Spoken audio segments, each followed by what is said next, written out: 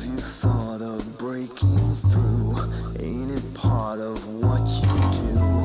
Catch a victim while he's dumb, break his larynx with your it's high time, and it's time to get high. Well, this ain't no goddamn dream, it's exactly what it seems.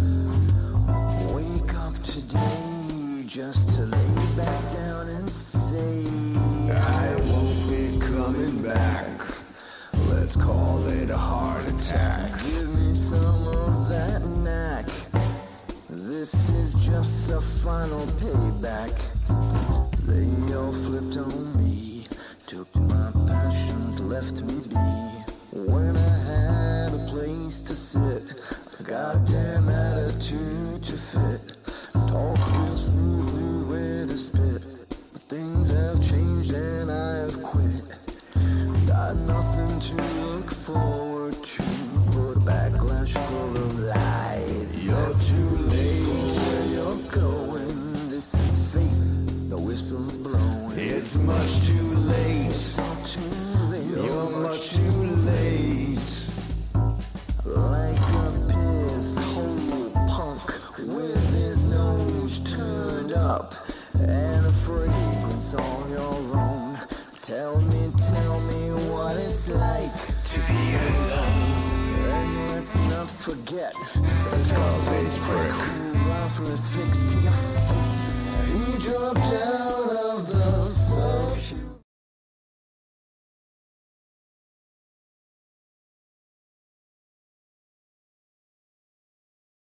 And welcome to another special edition of the Michael Decon program. And I am the Angel of Death.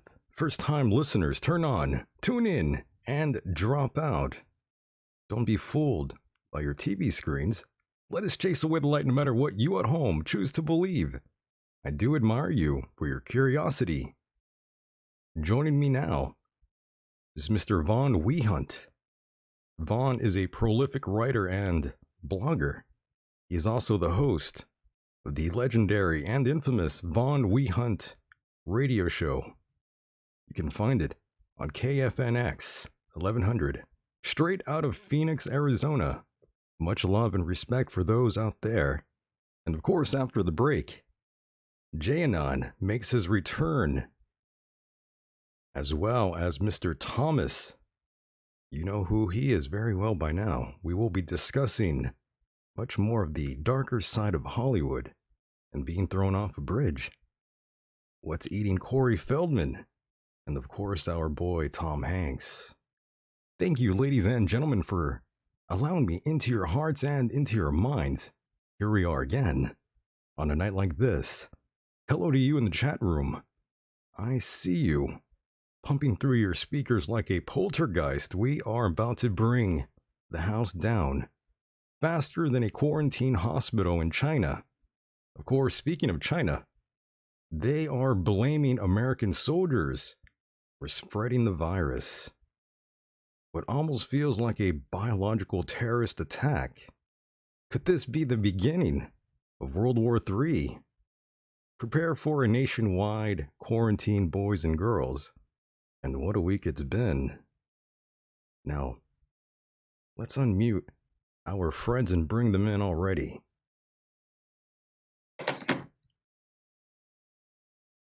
Boys, are you out there? We get there. Or can you not hear me? Oh, yeah, now you can hear me. What's up, guys? I'm still here.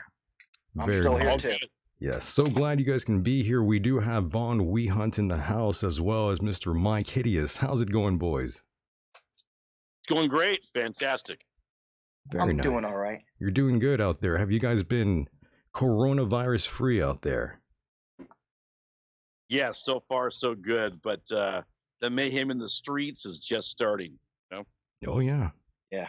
The fun times are about to begin, right? Oh, yeah. The reindeer games have begun. Oh, yeah. So, Vaughn, I want to welcome you to the Michael Decon program. I'm so glad you're here. I hope all is well out there. And you're in Phoenix, correct? Correct. Yeah, I'm in the North Valley here, my mountain stronghold of Arizona. Yes. Very nice. I wasn't quite sure if you were broadcasting out of Phoenix, Arizona, or in some remote location. I'm in a remote location up in the mountains north of Phoenix in my compound and doing well. Very nice.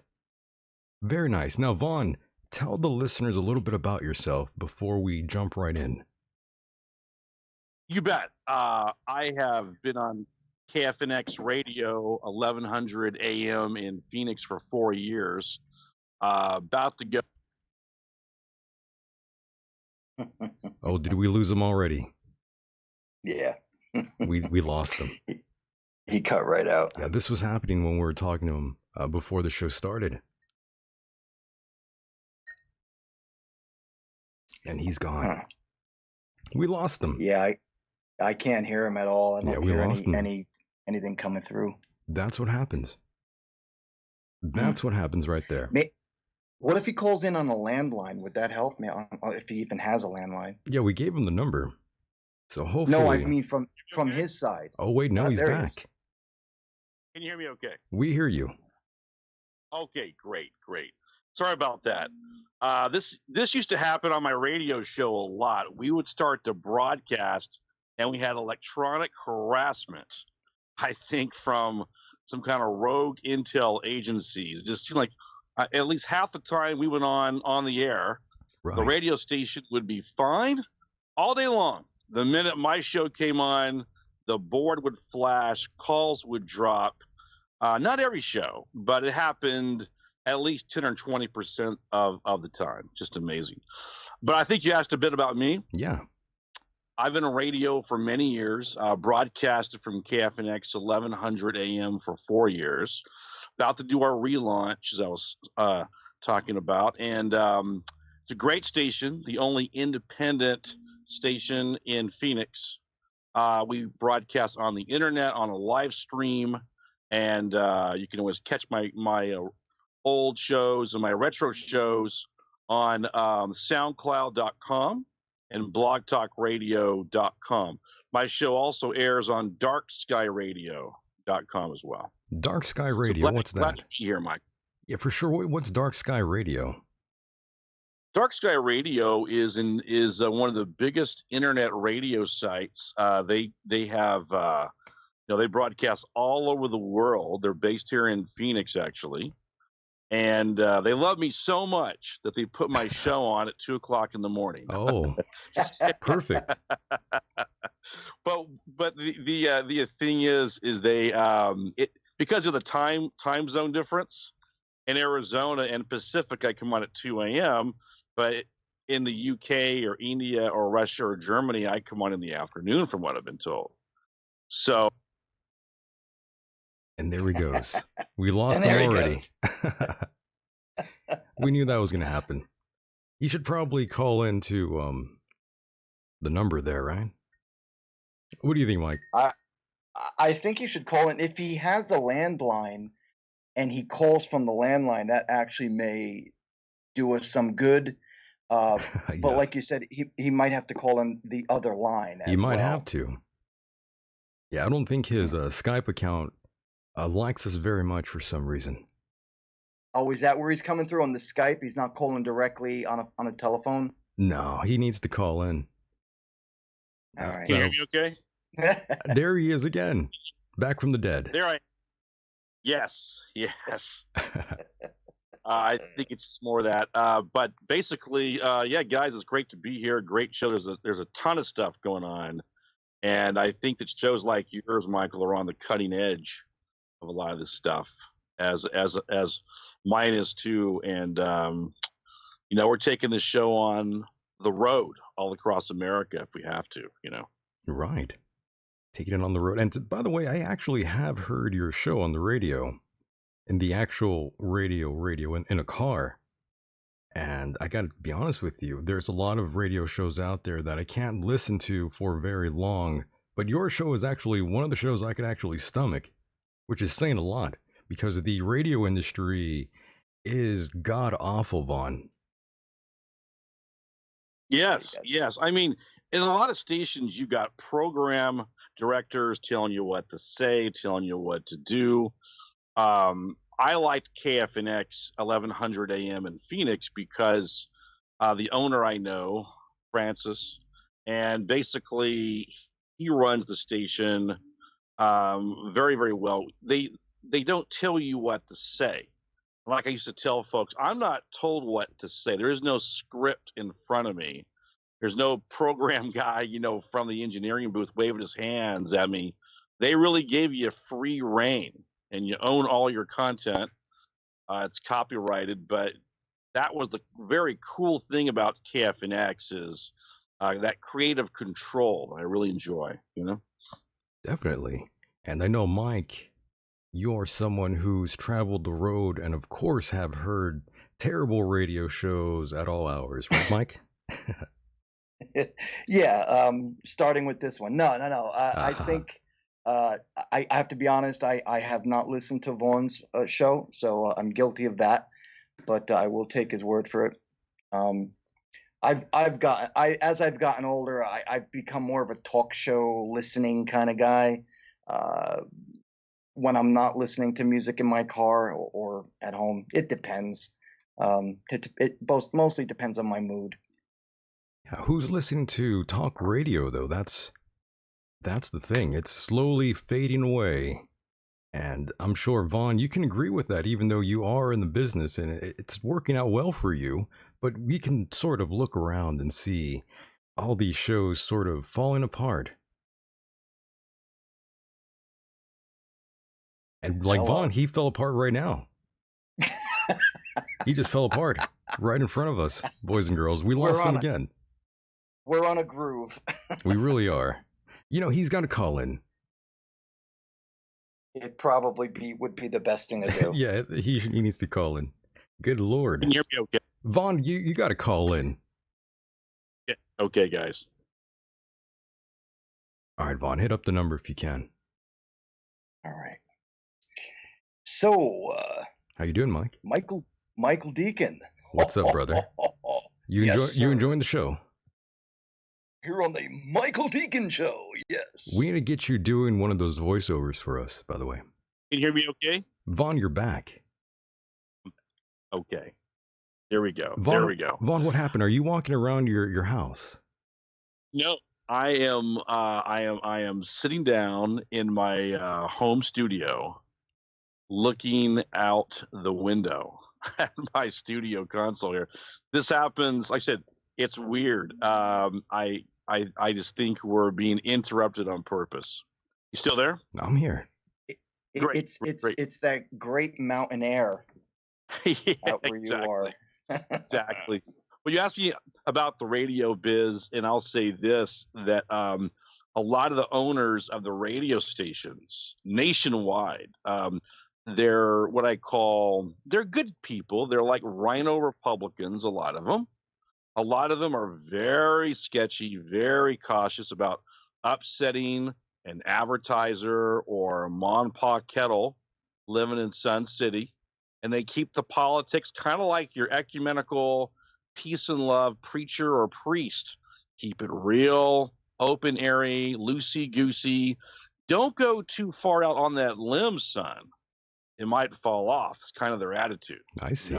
Yeah. So they're very, if you notice, yeah, you get the news on talk radio. Right. But oh no, he just got cut off there again. Yeah, we can't have Vaughn on Skype here. His Skype account is just not working out for us, boys and girls. what if he just calls into the number? He's gonna have to call in. Yeah, Vaughn, if you can hear me, we might need you to just call in. That might work out better for you. Because Skype is just terrible tonight for this. My goodness. Yeah, sometimes it just doesn't work. It just does not work. Fortunately, this isn't like some serious business meeting.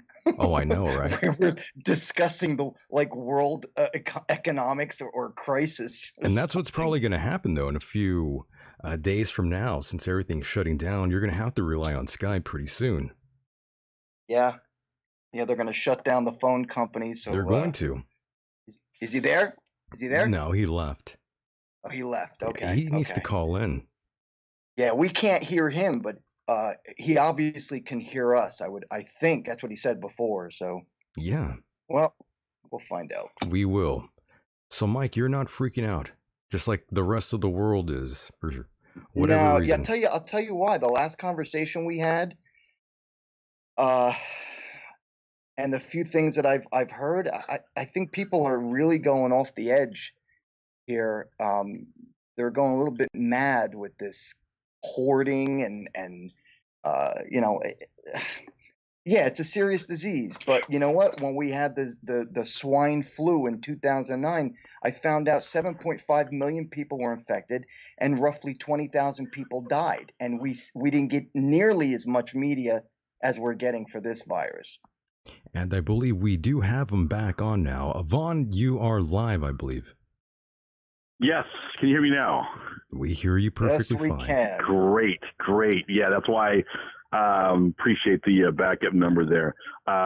We were talking about the radio biz, and I'm not sure where I was cut off, but I'll just give a quick recap. Yeah, go for it. A lot of the stations nationwide have program directors, and a lot of the owners may be Republican, but they're really Rhino Republican owners. Right. You know, and so they're very cautious, and to them, they rein in a lot of the people. So a lot of the things that you hear on talk radio is good. I'm very big on it. I've been a big fan of AM radio for years. When I was a kid, you know, I grew up listening to the Art Bell show. And when AM radio was really in its infancy in the 70s, 80s, 90s, Rush Limbaugh, Tom Leykis show. The Tom Leykis show, right. Tom Leykis. Tom Hey. Leykis. Yeah, there you go. He goes, there you go. Blow me up, Tom. Blow me up, Tom. Great guy. Love his show. Nice. That was my impression of Leykis, but Well done. And Art Bell was fantastic too, you know, and all those greats, you know. Nice. I didn't know you were a fan of Tom. Oh yeah, I've been listening to Tom for years, and you know, my show is a variety show, so I have cutting edge news. I would tell folks this: the first segment is my monologue, and then we would go into the hard-hitting news of the day, the first 30 minutes. The last half hour of my show, we'd cut loose. We'd have a little bit of fun. I had very colorful characters call in, like Brett the Surfer, Nice. Okay. Matador on a cell phone, a lot of guys, like the Irish Pirate. I had a lot of people call in, and they had to have a nickname. So even though I'm right wing, I still like the Leykis 101 thing about men and women and relations. To me, it all ties in together. Perfect. The politics, the men and women relationships, all of that, Art Bell stuff, coast to coast stuff. They got George Honori on now, but I've always been a big fan of the talk radio genre. I don't think it's going away. I think that what you're doing is more cutting edge in the sense of YouTube and internet and things are like that. There will be a place for everybody at the table, but we're the last bastion of news. That's true. If you look at the nation, is folks like you doing what you're doing. AM radio and where we met is on Twitter and the internet, where that's where I get a ton of news in real video in real time off of Twitter and things like that. The mainstream news is what's dying. They're the real dinosaur. Yeah. AM radio actually it's growing a little bit. We're one of the biggest media markets in the nation, Phoenix, along with Chicago and Dallas and LA. And believe it or not, the advertising revenue is inching up, not going down. I think more people are listening too. Do you think so? There's no doubt. Yeah, I just wonder who's listening to the radio nowadays. Most people are just plugging their phones in and listening to shows like this one and other podcasts out there. You know, it's really funny. I will tell you what I do know. Go for it. Talk radio, and even in you're kind of a show, to back up for a moment. People can see that in real time, and they can actually see who's a subscriber, who's chiming in, the comments. Talk radio has always been like an iceberg, right? And the thing is we only have 1%, if that, of all the listeners call into a talk radio show. Most people are afraid to call in. Very afraid. They're intimidated by the process because we're super nice to them, but they just don't call, but they listen. And I'll tell you how I know, because when I left the air from KFNX, but I'm about to go back on August 29th, the last fall, just a few months ago, I had people that called me, hundreds of emails.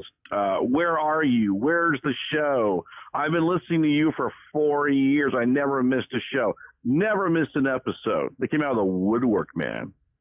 And I know they're there because, again, they only call in when they feel compelled or when you're off the air. But they're there. I have a question. They're done. Because most people do the YouTube thing and they do the internet thing, and they kind of combine talk radio on that, or internet radio streaming, where they kind of like it all. We're like one big pizza pie with lots of really cool ingredients, you know? I agree. And Mike had a question for you. Mike, go ahead. I have a question for you, Vaughn. Do you think that it might be because of the times we live in that people aren't calling in that much because it's so much social media where they'd rather send some text through some form of, I don't know, email or through YouTube or Skype or whatever? I find that a lot more people prefer not speaking and prefer to keep it very informal. Do you think that could be the reason why sometimes they don't call in? Absolutely. And Mike Hideous, you're absolutely right, man. I think a lot of it is too, but talk radio has always been like that. Only what I call the people who really want to vent verbally go on a talk radio show. A lot of people are analytical and they're quiet. Doesn't mean they aren't outspoken when they print something or type something. But again, it's a different mindset where I think they feel a little bit more informal, a bit more anonymous. They can have a handle on the internet, and they can vent that way in internet community. And they also like to see other people like them chiming in, like Twitter. Talk radio is for the bold in many ways, because you are normally alone and you call in because something really gets under your skin, right? And you want to vent. And you don't want to vent online. You want to vent verbally. You want to shout it out. And we know that with talk radio. It's a different medium in the sense that the people that call in, they still call in. I mean, I have very few scheduled VIP guests. Most of the calls, I mean, the board would light up like a Christmas tree. I couldn't get to all the calls. I had tons of regulars. And then what I like, that one guy that calls once a year is like in organic calls, say from Mesa or Scottsdale. He's calling in.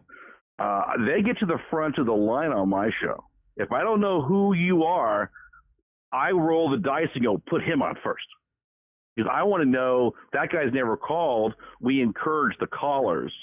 But again, a talk radio show, you don't need constant callers. It's not. They add a lot to the show, and they're a very important dynamic.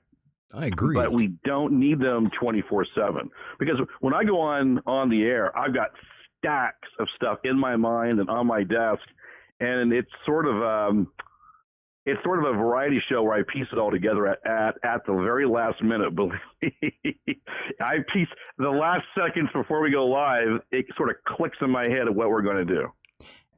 And by the way, Vaughn, this is just on a side note here. I'm looking at the banner that I made for you, and I'm looking at your face. Has anyone ever told you that you resemble William Shatner? I love it. I love, the captain of the Star Trek Enterprise. I've heard that a couple of times. You kind of do. I'm the younger version of him.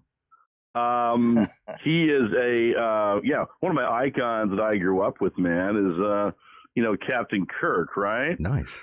And now he's got a great show called The Unexplained on History Channel. Right. Kind of like Art Bell stuff. Been watching that, but no, I dig him, man. He's really cool. He's an icon of our time, so people are comparing me to him.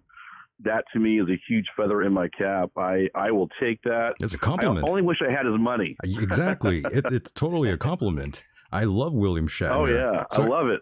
Anytime I was looking at this, I kept thinking, "Holy shit, he looks just like William Shatner." William Shatner's freaking cool, man. I dig him. He's had a hell of a career. Yeah, I really like him. So that's awesome. Very nice. And of course, you mentioned Art Bell. What are your thoughts and opinions of one Art Bell, the late and great Art Bell? Art Bell, to me, is a renaissance man of radio. He, like a lot of guys, got real close to the truth. He, like a lot of guys, if you can Google their names, they were shot at. They were people, not so much the men in black. They had some really strange visitors. Art Bell especially. He used to come on in the late 80s from, that out there in Pahrump, Nevada. And I used to be glued to the radio because I was a night owl, right? Right. And there wasn't much good TV on after midnight, so I would go surf the dial. And I thought, oh, this is the Art Bell show. I mean, him talking about Area 51, right? And, the underground tunnels and all the UFOs and his shows. And his guests were some intel people, some intelligence people would call in using scrappy phones and stuff and giving them intel. And he had quite the compound out there in Nevada. Great guy, great radio legend, one of my faves of all time. Were you sad when Don Imus died? I was in the sense of I kind of grew up with it. I wasn't a huge Imus fan in the sense of Art Bell was more my kind of genre. More your cup of tea. Imus was wonderful with the cowboy hat, that very distinct voice. He could get away with things being a sort of New Mexico rancher cowboy hat guy on the national airwaves, that he let a lot of things out of the bag and said a lot of very colorful jokes, put it that way. Oh, yes. They got him in some hot water. I got a question for you guys about But yeah, Imus. I like him too. Yeah, he's good. How do you guys feel about when he went on the Sharpton show and basically French kissed his ass? Yeah, well, that's why Art Bell is my favorite. It's why Don Imus is sort of in that category of guys that just he did what he felt he had to do. He was more in tune with keeping his name out there, and I think towards the end, keeping the money rolling in and keeping his notoriety up and keeping his show up. And people do strange things when they get to that level. Very in my strange. view, not everyone can keep it together. I agree. And speaking of keeping it together, anytime I would listen to Don Imus in his later years, I was always having difficulty trying to comprehend what he was trying to relay during the last couple years of his life there on the radio. No offense to the late great Don Imus, but yes, he was definitely getting up there in age, and you could tell right away with all the other people he had it on during that last segment of his run there. Absolutely. Yeah, he was sort of just, it's kind of like the old guy that says, "Get off my lawn, kids," right? He's probably a Korea or Vietnam War vet. You get to 80 or 90 and you don't really care. You've seen it all, you've done it all, and you get to a point where you're still have your sanity, but you just don't care about the consequences anymore because you've been there, done that. And the way some of those guys figure it is, if you catch me, great. I really don't care. I'm going to have fun on my way out the door. For sure. Because like that famous book by that was written by Danny Sugarman of Jim Morrison and the Doors, and I play a lot of Doors. They're the house band of the Von Wehunt show. That book, no one here gets out alive, right? So like I tell folks, we're all passing through this town. I'd love to live forever, but no one here gets out alive. So I can see where some of those guys just say, to hell with it. I'm going to do what I want to do, you know. Right. And these names that we are listing here, were they at all an influence to you, Vaughn? Yes, Art Bell was for sure. Don Imus, only because he was famous and he had kind of but he wasn't really an icon of mine. I was more when I was coming up, I actually liked the Art Bell show. I liked Tom Leykis' show. I always listened to Rush Limbaugh because Rush Limbaugh to me was funny, but very informative, very well read. And I'm always interested in people's early years. Now, they all get bashed. But what most people don't know is that Tom Leykis is a good friend of Rush Limbaugh. Very good friends, yeah. He's mentioned them on his People show. don't know that. Right. Right. And Tom Leykis is very successful in Los Angeles. Very. He was, my God, the guy has now a wine company, I think, north of Santa Barbara. I've always been a big fan of his. And a lot of it is too, there's all kinds of other types of personalities, but, now we've got what I call corporate media is kind of encroaching on the radio business. So you have a lot of people that basically are coming in and they're given their marching orders. Not too bad, but there's sort of like, in my view, like I said, Rhino Republican ownership, not on our station, but many stations. And you've got some people that are self-censoring themselves, I think. And they're really afraid to go out there and say anything that's not already been reported. You know what I mean? I hear you. Now, time to jump through some more of the latest here, breaking news. Well, I shouldn't say breaking news. Everyone knows what's going on by now. Everyone is freaking out over the coronavirus. We are all sequestered, but I have no issues with that. I was already doing that before it was popular.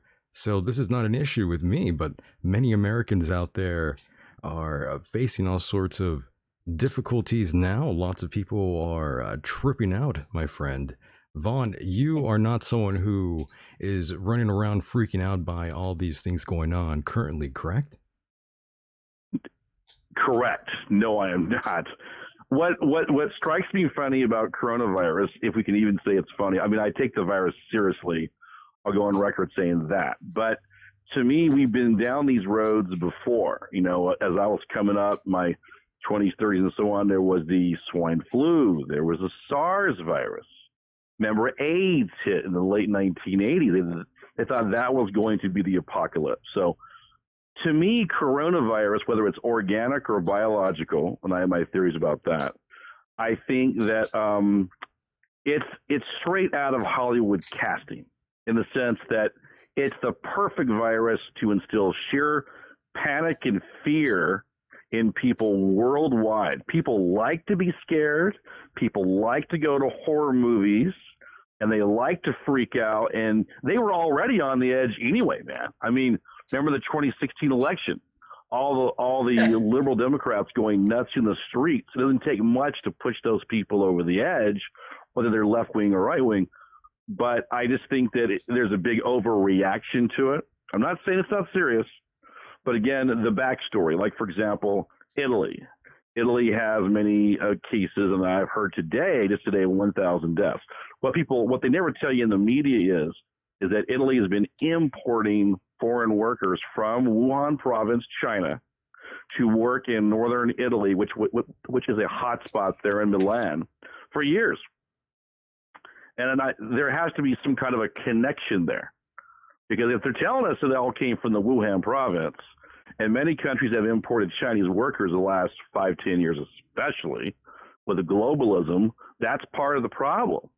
Now, if it's a biological weapon or organic, we can debate that for hours. But I went to a store last night here in Phoenix for some anecdotal information.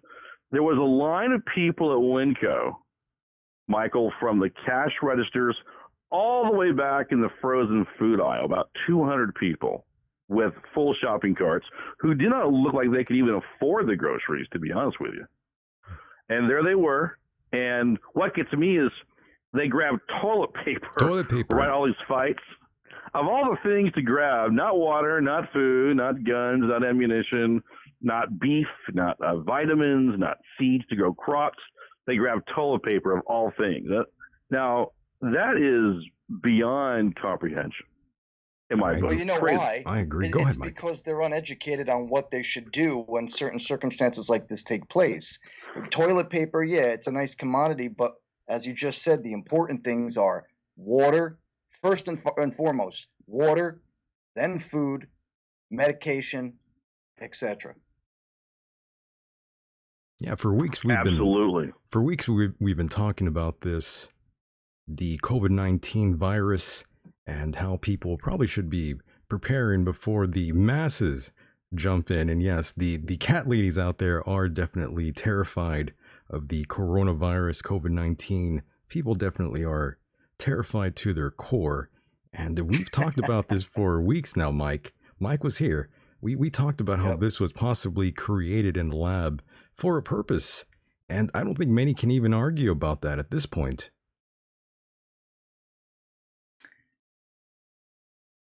Vaughn, you want to reply on that? Yeah, go ahead.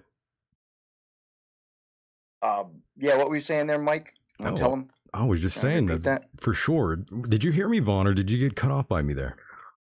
I heard you. I thought that was for Mike at that stage, but I can chime in. Yeah, go ahead. Okay, yeah, I mean, all indications are that this is a biological weapon that was unleashed. It could be organic, but all the circumstantial evidence, in my view, points to this virus made in a lab. And the globalists for years have been saying that they feel that the world's overpopulated, and they wanted to call it, right? I mean, they from the Georgia Guidestones down to the UN spokespeople down to globalists of the EU, they want to cull the world, cull it, C-U-L-L, of millions of people. And who knows if this is part of that diabolical plot, right? But it's not looking good in that sense. But I'm just saying that they've got to get a grip on this thing, because if they don't, we're going to be plunged into a full depression, in my view, economically, because already things are getting canceled. And yes, at the end of the day, it is about the money to a certain extent. It is. Because if you got millions of people who got laid off because of COVID-19 virus, what are they going to do to feed themselves and their families? Right. It's better to keep them working because desperate people do desperate things, right? You don't want them crawling through your window at 3, 4 o'clock in the morning to look for food, guns, ammo, food, silver, gold, whatever you got to feed their family. And that is a potentiality that I am concerned about. So if I was the president, if I was telling Trump, advising him as a mere humble servant, I would say you have got to find a vaccine, antidote, whatever for this thing pronto. This needs to be front and center. Forget about what you think about it. It's already people, it's psychology is involved here. And they're shutting things down, maybe overreacting, but you got to calm the markets, calm the economies, because millions of people out of work with guns is not a good recipe. You know what I mean? We're headed for disaster if it goes in that direction. No, I'm with you on that one. And that could be the very reality that we face here in America. And that is terrifying to even contemplate. But for sure, this was definitely started in a lab. I do have files here that go back to about 2007 that weren't published online till about 2008. About the difference in receptor usage between severe acute respiratory syndrome, that's SARS, and coronavirus, and SARS-like coronavirus of bat origin. And there's these papers going back to 2007. So that's kind of enough evidence I need to prove that this was definitely started by someone out there in China. Well, you can't say definitely, Michael. It's allegedly. Allegedly. There's no proof on it. I'm beginning to think that this definitely came from them and not what they're trying to blame on us, Mike. They're actually blaming I agree. America I for agree that. with that, but I'm just saying that I don't. Whatever it was you read, whether you believe it or not, was that actual proof that it was created in a lab It's not as actual a biological proof. weapon? It's not actual proof, but it's enough for me to think that these people were fucking around with this shit a long time ago. And they sort of knew what they were going to do. And when you say these people, who do you mean? Well, there's a lot. Well, I have to show you this document here. But it's the Was it American Society for Microbiology. okay? So I'm led to believe that that's what happened. Because I heard something that was similar, where people were saying they think that it could have been the Chinese that started it as a biological weapon and it got out of hand. That's most likely, yeah, for sure. And this most likely was spread around by there's another group out there. I'm not quite sure, Vaughn, if you heard this or not. There was a Japanese Christian death cult that allegedly spread this out there in Japan as well. Many of its members were infected. I have heard of that. And there's cults like that all around the world. And I heard I've also heard today that the Chinese communists are blaming the U.S. Army. And as for the virus, look, all circumstantial evidence points to them, points to Wuhan province, China. I think they were tinkering around with this. Now, you can debate who let it out of the bag or the lab, but somebody decided to let it out. I think part of it, I'm a generalist. I'm going to be looking at this from just some different angles. We were hurting them so bad. It's a fact with our economy and with the tariffs and all that the hardliners in China probably decided to go ahead and unleash this thing. They don't care one iota about their own people, or killing a million, or killing 100,000, or anything. They don't care about that. So for them, that's just collateral damage. No big deal. But they knew it would get unleashed on America, and they knew that we were going to get hit, economically especially, and now socially. And Europe got hit. So in their mind, their arch enemies have been affected, because I think they were saying, if we go down, you're going to go down. You're going to get affected too. That's the way I'm thinking. Everything I'm hearing from China sounds like propaganda to me, but can we trust our own government? We've been lied to so many times before. That's the question. Well, you're right. We right now, I mean, I believe that Trump is really in a den of vipers, obviously being in D.C. People like to call it the swamp. I call it an ocean of sea creatures and swamp things, right? Right now, we have to kind of use some precautions, but I do think that we are blessed in this country with two oceans by our side. Travel should have been shut down. Yes, it could have been shut down a week or two earlier. Everyone thought it was kind of like an Asian flu, like SARS. I can see where Trump said, well, let's wait a week. Let's see what happens. He's made the right calls. In my book, I think that right now it's going to be very interesting what the governments of the world do, including America, and what they do in the future, in the near future, to me, is going to show their hand. Is going to show their hand. For example, if they were to have more containment zones, put troops in the streets, if they show that hand, then something a bit more nefarious could be on the horizon. Definitely. Yes. And I also wanted to quickly add, on the 18th of September 2019, the Chinese government ran a drill at the Wuhan airport specifically for the coronavirus strain. And I'm not quite sure a lot of people are even aware of that.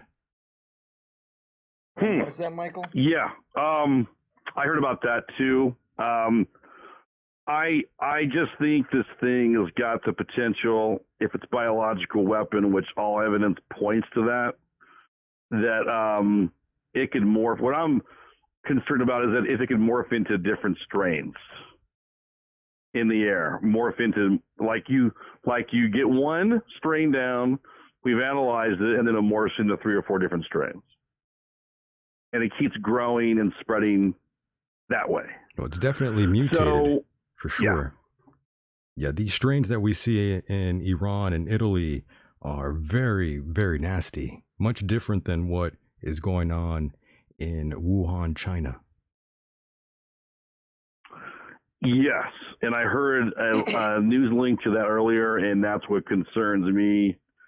I just think that, yeah, by all means, people have to take precautions. I think that buying toilet paper by the ton is idiotic. I think that the guy in Tennessee who bought 18,000 bottles of hand sanitizer, and he wanted to corner the hand sanitizer market.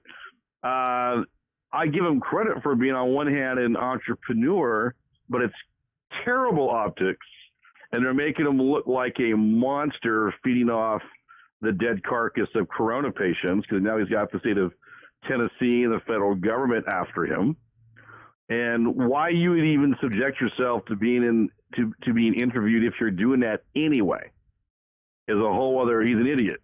I agree. For allowing, if you're going to do that, you want to be stealth about it. You surely don't want to be in front of the news cameras, right? Right. Because Amazon banned them and other online. So they get a whiff of these people and they go, no, we're going to shut you down. I am just hoping that somewhere in the bowels of the CIA or Pentagon or our research labs that we're on the verge, or we hopefully have been thinking about this for years, anticipating the Chinese move, anticipating that this would happen. This to me is an act of war. If that is the case, I'm the only one saying that. If you attack someone's economy, if you attack their people, it's an act of war. And it's the typical Asian duplicity. It's kind of like when they would smile at FDR, if you believe the whole Pearl Harbor story intact. But let's, for example, to say it is a fact they came in, they said, oh, we want friendship with you, up to the very last minute when they knew their planes were in the air bombing Pearl Harbor. Now, Pearl Harbor definitely happened. I do believe our government had wind of it. But again, it's sort of the Asian persuasion. They'll smile at you. And it's not a racial thing. It's just how that culture operates. I know a lot of people who've been to Asia, and they are notorious for telling you one thing and doing another. That's all. And Americans are like that too, but it's really part of the Asian tradition. I was going to say, I know a lot of Americans like that too, unfortunately. Yes. Oh, yeah. That's sad. Definitely. But it's just, you know, and they are very quick to point blame it back at us. I'm like you. I think it came from China, was developed in China, and that secret biological lab was unleashed in China. And nothing gets unleashed in China unless the Chinese Communist government knows. If not China, then they Israel. Knew about it. That's what I think, to be honest. If it wasn't China, then it must have been Israel. Ooh. Could have been. Might be kind of controversial you to say. You never know. I mean, this world is it's a den of thieves. It's a spider's web. You know, I go on the air and I would tell folks we're a world of war because people, don't get me wrong, it's not that I want war. I want peace, right? And serenity and good times for all. But war is, if you look at world history, we haven't been at peace for many years. Yeah, we haven't. War always seems to prevail, you know? Everyone loves war. That's lots of money with war. We are. That's what we do. We fight and we kill each other because that's the kind of messed up species we are. Very true. We are very blood hungry and bloodthirsty. And that all goes back to how we're hardwired in our brain with emotions and the way we're brought up with society and religion. We're taught to we become jealous, we become hateful, we become revengeful, and we're the only animal on the planet that does certain things like that. Not to get off the subject, but I did want to ask you this, Michael, when you just mentioned about the possibility. Oh, wait, who said it? Vaughn, you might have said it. Somebody released this virus, and let me take it back another step, where these death cults were considering the possibility of also releasing it. What kind of blows my mind is, if you're all right, so Have you not heard of people this, are Mike? thinking, what's that? I said, have you not heard of that cult? Oh yeah, I have. In Japan, I've heard of it. In Mhm. fact, weren't they the ones who released that nerve gas in the subway years ago? Oh, I'm not quite sure if they are responsible for that one, but it would not surprise me. The Shinjonji Church, by the way. Sounds familiar. I don't speak Japanese, so I can't remember that name too well. But all I'm saying is that it seems kind of weird that a death cult would want to release that, and I mean, not they'd kill everybody. Well, they I are don't know. obsessed with the end times, Mike. That's the thing. Yeah, I guess you're right. I mean, it's just so confusing. This thing has been really driving me crazy. There's This some whole bad coronavirus. there's some bad people out there, Mike. That's what the world is barely discovering right now. There's No some doubt. really shitty people that want to take us all out. And this thing definitely feels like a terrorist attack, in my opinion. Very possible. It feels that way. Frightening to think, but I mean, golly, just thinking about the possibility of someone doing that, be it governmental or cult related, whatever, it's just really effed up, man. It's just really effed up. It really Hope it is. isn't that. I hope not. Hopefully that's not the conundrum that we face. Right, Vaughn? I mean, can you imagine that? Definitely, guys. I totally agree with Mike Hideous there, and you both. This reminds me of almost, it's like a 9/11 kind of a weird feel. I haven't felt, is because after 9/11, everything stopped, right? Nobody was flying. Nobody was going into stores and the mall. I know that restaurants had limited hours. It took Americans several months, and there was also hoarding back then and shopping panics. Kind of reminds me of that era after 2000, after the 9/11 fiasco. I just feel that I really know that those people are out there. There's a lot of bad actors in the world, if you reflect on it. It's hard to believe. We want to be prosperous. We want to do well, right? We want to put our best foot forward as people, as a nation. Hopefully, that is what I believe. But I do know, I am not naive at all, that there are many people, it's well documented, I've talked about them on my show before, who want death to Americans, they want death to the West, they want death to the world. There are those death cults. Some are in the elite, some are not, but there's enough of those people who are kind of like an evil genius, so to speak, where if they put their mind to it, they could get their hands on a lot of things. I actually am surprised, and I feel very blessed, as I think we all should, that more mayhem has not happened in America, especially since World War II. I mean, I grew up they were talking back in the 1970s about the suitcase bombs, right? They could carry them over the border and blow up an American city. I think we're very blessed that in the last 40, 50 years that we've had some trials and tribulations. We haven't had anything like that. We've had a few terrorist things, but no nuclear bombs, no dirty bombs, no EMPs, nothing major like that. And I hope we never do. But it goes back to the border issue in one vein, that if you keep allowing millions and millions and millions of people to infiltrate and invade your country, there's got to be 1 in a million that's going to come in there with nefarious purposes, probably a lot more than one. But let's just say, for argument's sake, it's one guy. That one guy can do a lot of damage. So I think the intel reports would really freak out Americans if they were to read them. I agree. Some things that get told to me, if you really knew. People always say they want to know, right? It's like that movie with, oh God, the one with, where the lieutenant colonel in the Marine Corps was Jack Nicholson. And he screams at Tom Cruise, "You can't handle the truth." All right. If you really knew it. And that's kind of how I feel. Americans think they know about the coronavirus. Well, you don't know. That, to me, again, is tip of the iceberg. By the way, I think there's things right under their nose that they don't know about. I think that movie is A Few Good Men, if I recall correctly. Yeah, A Few Good Men, I believe. For sure. Great scene. Solid. Great scene. But I love it when Jack Nicholson's, he's the Guantanamo Bay Marine Corps Commandant. And he's up against this JAG officer in the Navy, Tom Cruise, the pretty boy. And I love that speech when he says, "We're 30 feet away from the Cuban military. We have rifles pointed at each other every day, 24/7. Don't come here and lecture me. We're in a constant state of war in that base. We can be attacked at any moment, at any time." So he goes, if you want to know the truth, kid, you can't handle it.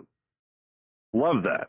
So true. Classic. People don't realize that how thin the veneer of civilization really is. Absolutely. Take it all for granted. Absolutely.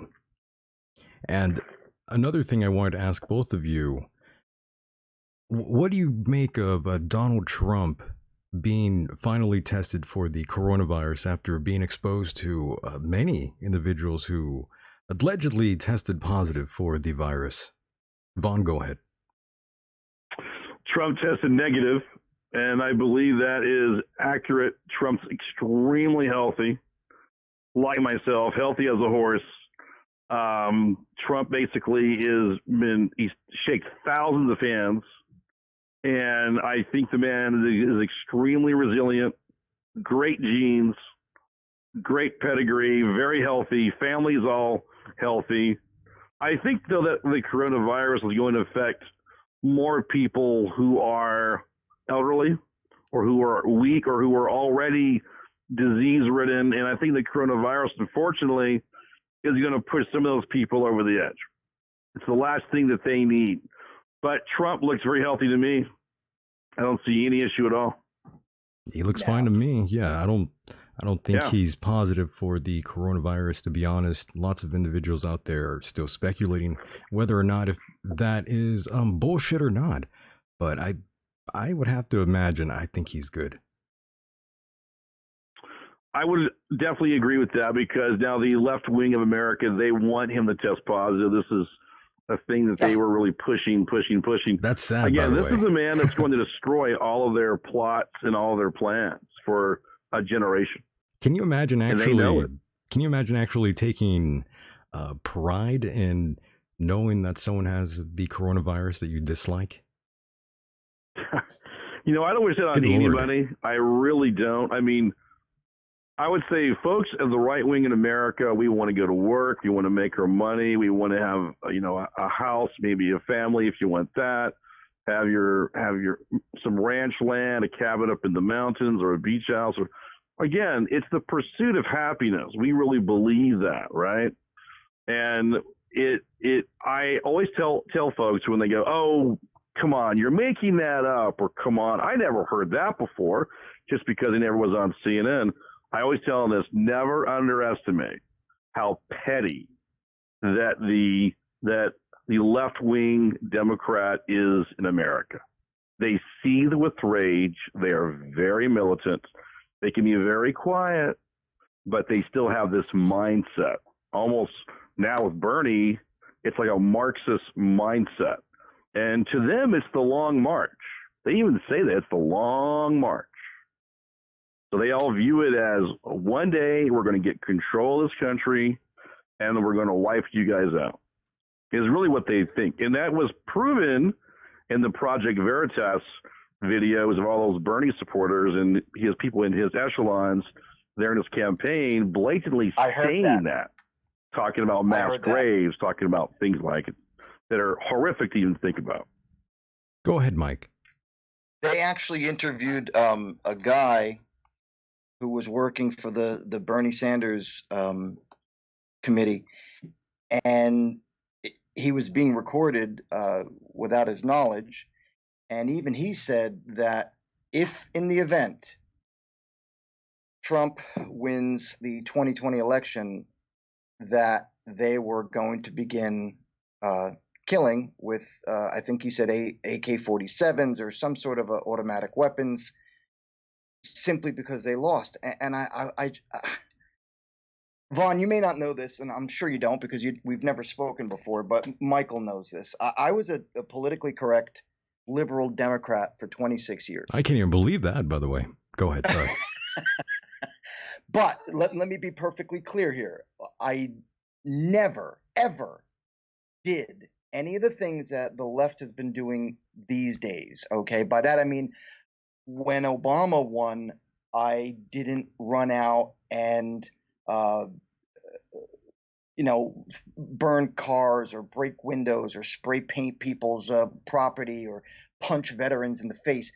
In fact, let me back up, because when it was when Obama won, shortly after that, I changed my political stance from being a Democrat to independent. Nevertheless, let me back up. So when George W. Bush won, I hated Bush. I thought he was a total idiot. But I was still a Democrat back then, and I was a politically correct liberal Democrat. And when he won, again, I was pissed, but I didn't run out and destroy things and say that I was going to kill people because he won. So that was the difference between my understanding of being a Democrat and today's version. Today's version is almost on the borderline of a revolution / rebel attack, so to speak. I never thought that way, and it's frightening to see what's happening. I mean, I don't look. I like Donald Trump. He's the only guy I've ever voted for that has done the things he was going to do or said he was going to do. Now, I don't approve with everything that he's said or done. I don't agree with everything, but you got to give the guy credit. He has done more than any president has done since Ronald Reagan. And I'm living proof of having seen that. I saw George Bush come in after Reagan. Not much to talk about there. Clinton, Lord knows what's going on with that. Now, mind you, I was kind of young, so I don't quite understand all the politics of what was happening back then. You didn't like Bill, by the way, Mike. Pardon? You didn't like Bill Clinton. No, I didn't. I mean, I voted for him back then, but looking back now, hindsight, and then realizing how corrupt the Clintons really are. I mean, when they were impeaching him, that was for a reason. I mean, see, now here's where I get kind of controversial on it, because this is a guy who gets a blowjob in the Oval Office. What's wrong with that, Mike? You got a problem with getting a blowjob in the Oval Office? I don't. I think he had a great run. I mean, I don't know anyone else doing that. That's pretty hardcore. All I'm saying, I don't have a problem with it. I really didn't give one crap. I didn't care at all. The only thing that came to my mind was how many presidential or prime ministers out there have not gotten a blowjob in their office. I mean, come on, who cares? But nevertheless, they impeached him. Right. Then it came down to the lies with Congress or whatever that was. So his impeachment was real. This impeachment that took place, 3 months ago, was a laughing stock. It was a joke. What did they have on him? The Russia thing. What did they have on him? Nothing. The party has gone mad, and I don't I've told Michael this too, Vaughn. I sincerely believe it has a lot to do with social media, and the fact that everybody thinks they're a journalist and a critic. But Yeah, so there you go. I was a politically correct liberal Democrat for 26 years, Amazing. but I'm not anymore. Vaughn, how do you feel about that? That's a My great one, Mike. goodness. It is. Good spiel there. Love that really cool political rant there. I'll kind of chime in here. This is what I always say on the radio, that, and it's true, the Democrat Party today is not your dad's JFK party, okay? No way. The JFK, who I like, by the way, who was a conservative Democrat, I'm an independent, he would not be welcome in the Democrat Party of today at all. They would cast him out as a white privilege, white male. He's a veteran. He was Christian, Roman Catholic. Basically had lots of money. He would not be welcome in the Democrat Party at all. He was for tax cuts, a strong military. So my point is, in telling folks that, is that the Democrat Party of 1960 is nothing compared to where it is today. They have grown, and purposely grown, so far left. Right now, they are literally, though there are some what I call PC, quote unquote, good Democrats, if there is such a thing, just kidding. In the Democrat Party, they're mainly sheep who are called low information voters. Rush Limbaugh had a heyday with them. Other folks, like Mark Dice on the beaches of California, interviews the low information voters who don't know anything about anything, but they've been programmed and brainwashed to vote Democrat. So they're taught Democrat good, Republican bad. And I've always said this on the radio too, that both political parties have 1 degree now, maybe 2, of separation between them. That's why when Trump won, both parties attacked him, both party establishments, because he wasn't in the club. He wasn't one of them. Now, Trump used to be a Democrat, became a Republican in business. But it's a two-headed snake in Washington, D.C. You've got the Republicrats and the Democrats. Both want this rampant immigration. Right. Both the Republicrats want them for cheap labor. And with all the coronavirus and the shutdowns in business, I would tell them, which I tweeted today, how's that working out for you, boys? There's no profits when things are shut down. Right. Right? And the Democrats want the illegals to come in because they want to tip every state from red to blue, red, purple, and blue. Their whole thing is to win at any cost. At any cost. They are power-hungry demons. They do not care about the country. The Republicrats care a little more about it.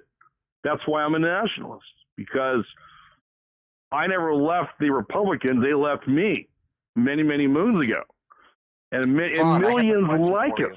Millions like, I'm an independent nationalist is how I define myself. I think both parties are corrupt, but you got to pick a banner, right, to run for president. So Trump picked the one that most closely resembled him, which was the Republicrats. But basically both, in my view, haven't done a whole lot for America in 20 years. All they want to do is get reelected and rob the treasury. Put their kid in Ukraine, right? So the family can make a lot more money. You got Romney's son over there, Biden's son over there, Pelosi's son over there. It's all sweetheart deals, suitcases full of cash, and DC parking garages and things like that going on. I'm liking Vaughn tonight. They never see the light of day. I'm liking Vaughn tonight. He's making lots of sense here, Mike. Vaughn, I have a question for you. Can you please explain to me? You just mentioned that you are a nationalist. Can you just define that for me? Because when I went independent, I thought that. Well, tell me, what's the difference between independent and nationalist? To me, an independent used to be a Democrat. And an independent is somebody who is, in my view, seeking knowledge. Somebody that loves the country, but they're still forming their political opinions, and we all are to a certain extent. A nationalist, in my view, is somebody who's done a little bit more homework and backstory and context, and in the sense that they were, when we say we're for America first, that means all Americans, all states. It truly means we're for America first. Doesn't mean Mexico first. Doesn't mean Israel first. Doesn't mean Canada first or China first. America first. Our factories first. Our people first. Our military first. Okay? And I think that Democrats might pay some lip service to that. Some independents pay lip service to that. But they kind of mean it. They don't really mean it. So a nationalist, in my view, though the media hates that term and they castigate, there's millions of people that are like that. And they're peace-loving people. We want low taxes. We want our First and Second Amendment. We're pro-Constitution. But now that's the new hate speech in America, right? Right. If you're a CNN guy or MSNBC, it's like that little girl Greta. How dare you talk about the Constitution? Ugh. How dare you talk about that old relic, that old crumpled up piece of paper from the founding fathers? They believe the Constitution, which they say I use their words so it's back in their face, is a living, breathing document. It's constantly changing, constantly evolving. They love evolution. They love that. They don't view it as a sacred document with rights that were given to us in war. They don't like that concept of it. To a Democrat, that's what they always view it as, a fluid document. It's like everyone's gender fluid. To them, the Constitution is fluid. So an independent is a great guy. To me, an independent is probably a newly born nationalist. They just don't know it yet. I'm with you on that What one. they'll learn over time is that both parties are really out to get them. The reason I ask is because when I decided, I'll tell you how I actually became an independent. I live in Pennsylvania, and I moved out here from New Jersey. When I did so, I transferred my license, obviously, so I could be a resident of Pennsylvania. And when I went for my license, they asked me, "What is your political stance?" Now, when I was asked that question, I was very insulted, because when I grew up, in my household, my parents, my father and my mother, both told me, "You keep your politics to yourself." And I'll tell you why that's so goddamn good. When my parents knew different people back then, when I was a boy, when I was a young kid, they knew Democrats and they knew Republicans. And my parents always said they were on neither side, which meant that when they did interact with those who were either Democrat or Republican, they kept their political ideas to themselves. Therefore, they were able to keep relationships and friendships with each other, because they weren't spewing out of their mouth every 2 seconds, "Down with the president, I hope he dies," and this, that, and the other. That wasn't happening, because people kept their mouths shut. And so, all right, so now I go to the DMV out in Pennsylvania, and they ask me, "What's your political stance?" And I was like, "Oh, wait a minute, that's private. I don't want to tell you that." They're like, "Well, if you don't tell us, we can't give you your license." So rather than picking Democrat or Republican, I picked independent, because I thought that was the best choice to pick. Did I make a mistake on that? Tell me, Vaughn. No, that's what I would have done, because I agree with your parents. Look, we have to live in a world full of other people. You could joke about that and say, unfortunately, but when you go into corporate America, when you go into your cubicle, when you go into your place of business, there's all kinds of people from all walks of life, and you got to get along, go along. In other words, you don't have to act like you're a CNN broadcaster 24/7, that's where I totally agree with your parents. Mine were the very same way. Naturally you'll gravitate to people who are more of your political liking, but in business, social situations, you don't want to come across as the uncool guy, always espousing facts and figures and vitriol from either side. True. There comes a time when you got to watch a movie, go to a restaurant, party, have a good time, go on a trip. It can't be a 24/7 thing where you're constantly in the political grind. Now, I love it. I relish it. But again, I know I'm not most people. Most people like to gloss over the edges. Exactly. And I get that because there's an old saying, ignorance is bliss, right? Right. Right. People, even last night, I went to a restaurant. This lady goes, I know you're in the know. What can you tell me about coronavirus? Should I be scared? This was a waitress having dinner with a friend, a guy that actually was a businessman in China and came back about 2 years ago. And he was over there for 10 years. He was, he has incredible intel on what was going on. And I said, kind of what I'm telling you, I said, you know, you should always have some extra water and food in your house. You should always have protection. But it doesn't mean that you shut down.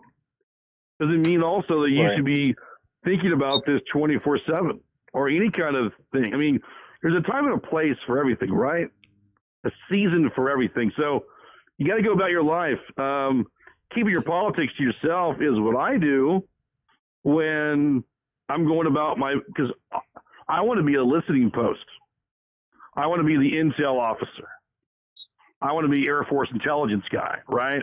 I'm always gathering information, hunting for information, you know? And to do that, sometimes you've got to talk to people who don't know me from Adam, which I love, and who don't know him on the radio or YouTube, and who will tell me things very, very frankly, which is what I want. Of course. So I don't always broadcast to people I don't know. If I don't know them, I don't trust them. You know? Well, Vaughn, I got to tell you, we won't be able to go on any cruises for a long time now. I'm going to. You're still going to? Screw it, right? Well, you know, I love cruising, man. It's like I've taken 7 cruises in my life, and they're an awesome vacation. I mean, I think it's smart to lay low for a while. I think it's smart to see what happens. You know, you got to take precautions in your own life, but I will be on a cruise again sometime in the future. I don't know when, but I do enjoy it but immensely. Eventually, yeah. I wouldn't go unless this thing really blows up like in diabolical proportions. Well, the way it looks like Obviously. right now, it seems like everything's going to be, it seems like there's going to be a nationwide quarantine, and mandatory vaccinations might be something that just might happen, Vaughn. Are you going to submit to that, Vaughn? I would say no. I would say that I really dislike the whole sound of that, but I do know, I agree with you, there's people in the bowels of the government who might look at the coronavirus as an excellent opportunity to unveil other agendas. And like people have always said, you know, when the government comes to your house and says, we're here to help you, grab your wallet and grab your gun, right? I don't always think they're there to help us. I just need to see what happens. I do not believe that everything coming out of D.C. right now is on our side. I think Trump is getting a lot of intel, a lot of information. He's trying to disseminate it. They're trying to. Look, no one saw this thing coming. Right. So for the liberal news to say, oh, he should have known, and he should have, yeah, we had signs. There was a Dean Koontz book that came out in the 80s, et cetera. But, I mean, the government has always made preparations for pandemics. Again, I just hope that cooler heads prevail, and I hope that this is going to be, I still hope and pray, this is going to be like the swine flu or the SARS virus. Might be around for a year, might be around for 6 months, but eventually it goes away. I'm hoping. I'm hoping too. If it doesn't, then things will change. I totally agree with that comment. I think eventually This is my positive way of thinking. I think that it's going to go away eventually. We've got, we've got some of the best medical scientists working on this right now, and I think it's just a matter of time until they figure out what the hell is going on. And as far as not being told, about the country not being told or the president not being told, we could thank China for that, no? I agree. And by the way, for those out there who are probably laughing at what I said about mandatory vaccinations, I'm sure you don't work in law enforcement or you work in the medical field, because that's exactly what's going to happen. I know someone that works in law enforcement, and that's the first thing he told me just last night, that they had a meeting, and of course, they will be the very first ones vaccinated. You could count your bottom dollar on that one, I'm afraid to Do you say. think that's bad, Mike? I Do you don't think that's exactly bad, Michael? I don't think it's exactly good or bad. It's just something that most likely will happen, and I'm sure lots of people will be resentful of that sort of thing. Even some might even become violent, Mike. Yeah, I guess you got a point there. I fear that perhaps going to, let's say, an airport, you might even be required an ID showing that you were vaccinated. I hope that doesn't happen, but I'm led to believe that we're being led that way. Well, not for nothing, but this is a flu. It's a bad flu, nonetheless. But we've been doing pretty good with all the flus that we've had over the time. Over the last 60, 70, 80 years. So it's in my. I tend to believe that it's gonna work out. Maybe that's just me being ignorant, but Optimistic, that's I how would I say. see it. Well, you're being Yeah, optimistic. I That's guess. good. I'm with you on that one. I hope this is not the new normal. That's my Right. only concern. And that I'm taking that one out of Tom's book, by the way, Vaughn. You know what I'm saying. Yes, yes, yeah. I would concur with both you guys that I'm hoping. Not that I know this isn't a flash in the pan. I think it will be with us for several months. I think they're going to get a handle on it. I tweeted the other day that I'm sure that the best research labs in America are feverishly looking for a vaccine antidote to this thing. Because think about it. Even though the virus is out there, we're still a capitalist society. The first pharmaceutical company that can come to market with a bona fide, legitimate coronavirus vaccine is going to make billions and billions, hundreds of billions of dollars. Seriously. And there's big, big money to be made. Big money on the treatment of this. Oh yeah. And I just can't see them. They're not sitting there twiddling their thumbs if people are that fearful. Trust me, there's people in these labs that are looking at this stuff now, dissecting this thing out of the Wuhan biological Chinese facility where it most likely emanated from, and they're dissecting this thing bit by bit, the nasty virus with flu-like symptoms. And I just hope it goes away the way of SARS and the swine flu. Again, we've seen these things before. Right. People are panicking because, again, a lot of these people in the stores are low information voters. Yes. And they do not have any historical context of what's happened to America the last 30, 40 years and the world. To a lot of Americans, seriously, news started when Obama was elected president. They barely know that, but they only really view news from 2008 AD until now. Seriously. Talked to a lot of people. They said, I only got interested in the news when Obama became president. A lot of your millennials especially. They don't know anything about the 60s, 70s, 80s, 90s, early 2000s, 50 years of recent history. They do not know it. Seriously, that's why you could show them a picture of President Nixon today. And I guarantee you 90% of the people will not know who that guy is, or even Reagan. They've done these studies. They've showed people, who is this? Ronald Reagan, major American president. Not that, it's not like we're going back to John Adams. This guy was in the 80s. Do not know who he is. They flat out, and I believe that they really do not know, and it shows how pathetic the public school system is. Yeah, that's another one. The public school system, where everyone wants to hold your hand, very much like the society we live in today, with the cancel culture going on, and oh gosh, the Me Too movement, which Mike loves, by the way. Right, Mike? Oh Good yeah, Lord. I'm on it, man.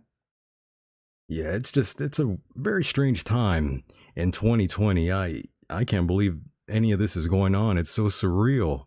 I'm sure both of you gentlemen can agree with me. These are very surreal times. What's going on right now? I'm not quite sure anyone has even relaxed for just one moment and looked at the bigger picture here. Holy shit. You're right, Michael.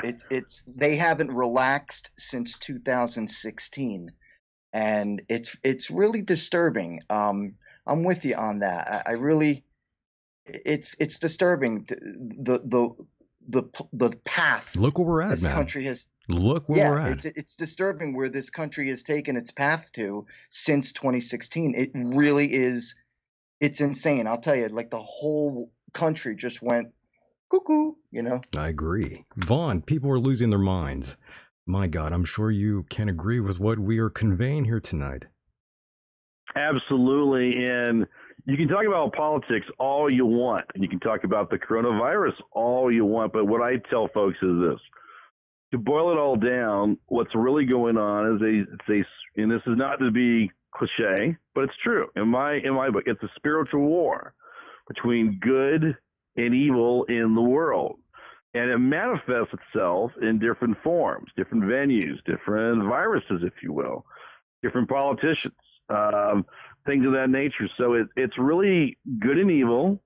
It's always been around. And the thing is, I tell folks that enjoy your life and be optimistic and, make your money, take care of your family, your pets, your ranch, your home, your condo, whatever you got, your loved ones, your parents. And you just have to realize that, the world got off the rails many, many centuries ago. The way I view it, we got off the rails a long time ago. They're real good right now, if you fast forward to 2020, about keeping the balls up in the air. They're geniuses. We're on a sea of debt right now. Our financial wizards are keeping things going, which is their job. Don't fault them for that. They're trying to keep the dollar from collapsing, or the Chinese yuan, or whatever, and enjoy things until it really, really hits the fan. That doesn't mean you shouldn't be concerned. Got to prepare. But, you got to go through life at some point and have kind of a what the fuck attitude. I agree. You got to kind of go, look, I'm going to roll the dice here, baby. Baby Yes. needs a new pair of shoes. Let's have some fun. Can't all be doom and gloom, though. I admit our brains and my brain is wired to these kinds of issues. And I know I'm an old soul. I know I've been here before. And I think we're all part of the messaging process. And I always say on the radio, if you reach one person, you've done your job. Because that one person can make a nice change. We live in a very good country. We're very, very blessed with all of our problems. And we got severe systemic problems. Don't get me wrong, but we're still very, very blessed, and the stores are still open, and we don't have tanks in our streets. Everyone's got, for the most part, housing, food, a vehicle, clothing. I mean, to the rest of the world, we're rich. That's rich to them.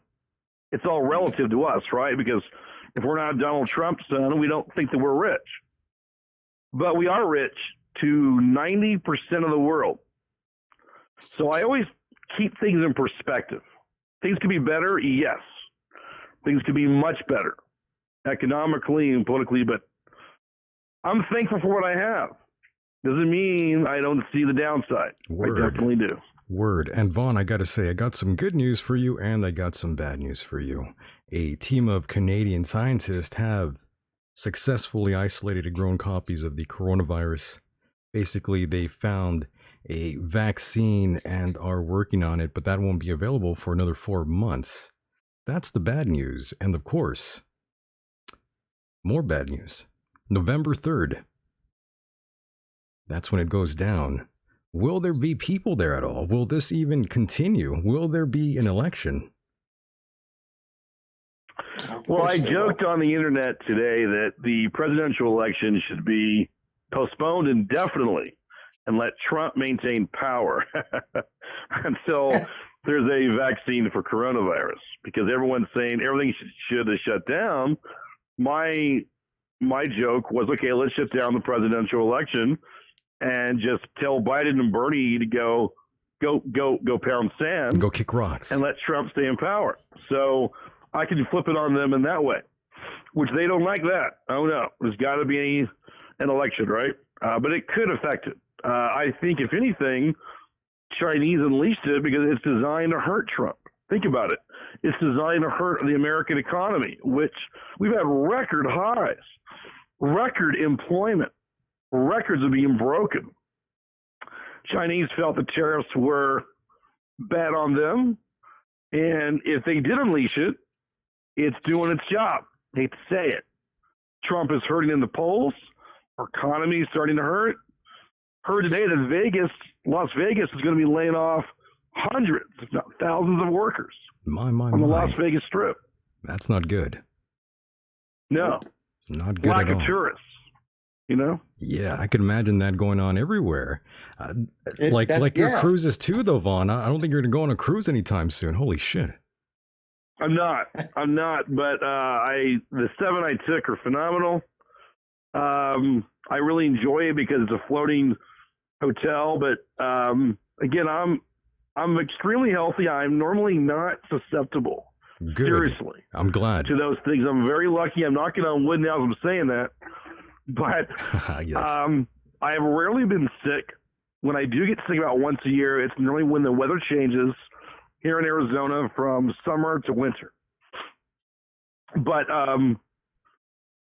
my doctor is astounded because I have the body of a 35-year-old man,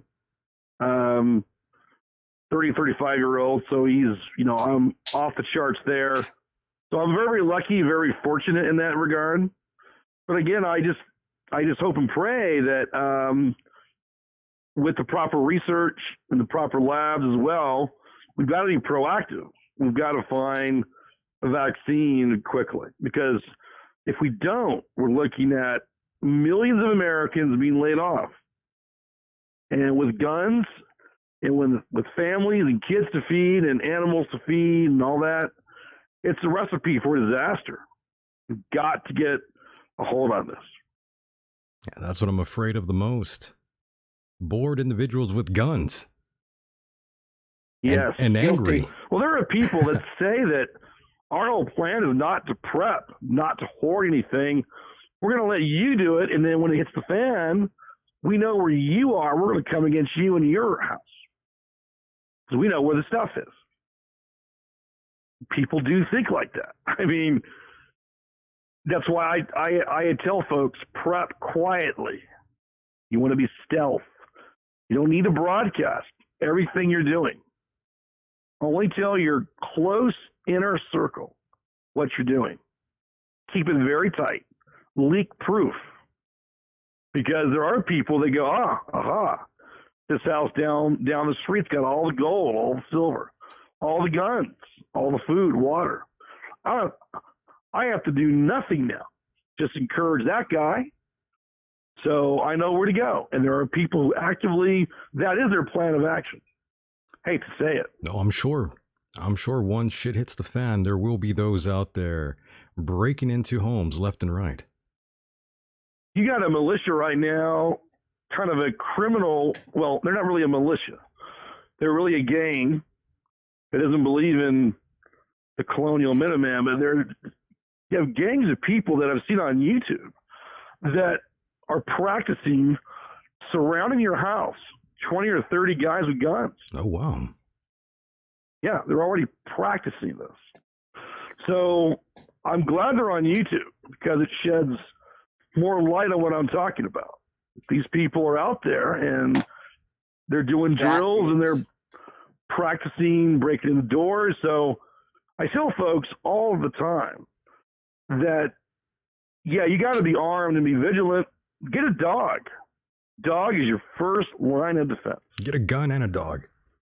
Get a gun. Get a dog that can shoot a gun. The dogs have like 160 olfactory sensors in their nose. I know my 2 dogs know when somebody approaches my house. They know instantly. That's sensitive. So when your dog is acting strange, you know there's somebody on your property. And so then you can make other arrangements. Have a safe room. Very true. Be well stocked, you know? I have be ready for anything. It's called my Smith & Wesson MP15. You have an MP15? What was that? I said I have a safe room. It's called my Smith & Wesson MP15. Nice. Nice. Yeah, Mike is a avid gun collector of sorts now. Oh yeah, I love guns. Yeah, I would. I'm not a hunter, but I am. I love guns, and back in 20 when was it? I think 2013. A very good friend of mine, Johnny Nickel, bought me. He bought me an MP15, and it's just the most fun gun. I love that thing. I call it the head popper. But the head popper. I've got like a 12 gauge shotgun. I've got a double barrel 410 with a 22. They call it a bird rifle, but that was my father's. The 12 gauge was my father's. I've got a 32 revolver Smith & Wesson, which belonged to my grandfather when he used to drive a truck in the early 20s. I have a Smith & Wesson 9mm, and I've got this beautiful Smith & Wesson 22 that I got. What the hell? Oh, the Victory 22. Beautiful gun. I love it. I use that for target practice a lot. Yes, everyone needs a gun, in my opinion. Absolutely. The more guns people have, provided they're not psychotic lunatics, right, like these idiots that are practicing on breaking into homes. If you have a gun, like for example, I have my carry permit, concealed carry permit, ever since I moved out to Pennsylvania, and I'll tell you, I have never felt more safe knowing that wherever I go, I can carry my weapon, and I know there's at least half of the people that are walking around me, possibly, most likely, carrying their weapon as well. I feel so safe. Yeah, especially out here, you have to carry a gun or a weapon. Do you carry, Michael? Well, I cannot confirm or deny that. Okay, gotcha. How about you, Vaughn? My answer is the same. Cannot confirm or deny in a public forum. I will say this, that I love guns, and I'm from a military family. If I was in the U.S. Air Force, father was in Saigon during the Tet Offensive, and let's just say he called in many napalm airstrikes on the enemy, air weapons control officer. But I know the dirty communists attacking our troops, right? Right. So many of those strikes he called in. And he was very good with math, and so he got the job. But the thing is, yeah, I love guns. I want more. I have a whole wish list. I own several right now. But in my view, every patriot household in America needs a small arsenal. I'll tell you why. Because in times, and again, I hope this never happens. I have no wish list for this to happen. But if things ever really, really hit the fan, you want to be the guy that can build up an instant militia, hand out rifles to your neighbors who are going to be people that you know, people that you trust, because you might need to form a perimeter around your neighborhood. You just don't know. Again, I hope these things never happen. I still hope they are part of a Hollywood movie that we can eat popcorn at and enjoy and maybe laugh at, but be a bit concerned about. But guns to me are a necessity. And the liberals always say, you don't need an AR-15. The key word there is need. Yes, you do. And it's not about what you need. It's a right. It is a right in the Constitution. You have the right. You know what to they bear say arms. there, Vaughn, is that the Constitution was written 200 years ago, and it doesn't apply to today. I agree with you. I'm just saying that's what people say. I think having a gun in this country is one of the main reasons. But a lot that of Americans this have been country's living in never La been La attacked. Land. I'm sorry? And look, we all like La La Land, where it's ice cream and pizza, going to Las Vegas, getting laid, being with your hot babe, or to a girl, a hot guy, and travel. Just hopping on a jet, going to the beach, living your life, right? Having fun. But we all like that life, that American lifestyle, the envy of the world. But I hope things don't go south. But again, I believe in being risk averse, and a good insurance policy is to have guns and ammo in your house. Right. To not have it going forward, you're asking for trouble, in my view.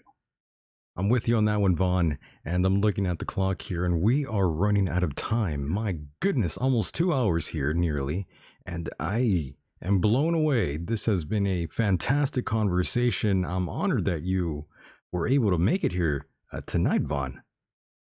Oh, it's a pleasure, Michael, to listen to you and Mike Hideous. You guys are fantastic. Great show. Love every minute of it. Fantastic. I'm glad you had fun here. And Vaughn, before we cut you loose, any final parting words? Well, I hope that America can still be that beacon of freedom and liberty. I think that all Americans need to understand that we hope this isn't foisted upon us, this panic and the scare, but just believe in your friends, your family, your God. Start making local alliances. Start meeting the right people, making the right connections. Be prepared for any eventuality at any time. And God bless America and all of you. It's been a real fun time tonight. I appreciate it, Mike. Fantastic, brother. We'll talk again soon. Take care out there. Nice talking to you, Mike. Nice talking to you, Vaughn. Bye-bye. Goodbye. And there he goes, boys and girls. That was Vaughn Wehunt. Amazing, right? I really, really enjoyed that. That was fun. That's a great guest. No doubt. That was fun. For sure. And of course, I saw Tracy Twyman's name being mentioned in the chat room, by the way, Mike. And of course, you were the one. Wow. You were the one who introduced me to her. Wow. Remember that? I do remember that. Somebody just contacted me, I'm going to say 3 weeks ago, possibly, and told me that there's some sort of an investigation to her death. Are you serious? Yeah, I don't know all the details. He never got back to me. It was a communication online through Facebook, and interesting. This guy had this guy mentions, did you know Tracy Twyman? I said, I didn't know her personally. I read 2 of her books, and we interviewed her on the show. What was that, 2 years ago? About 2 years ago. 3 years ago. Or 3 years ago, right. Yeah. And so he wrote to me and said, so, you know her. And I said, to an extent. And he said, well, apparently, or allegedly, I can't remember how he phrased it, there is an investigation going on into her death, thinking that it may not have been suicide. Interesting. Yeah. Huh.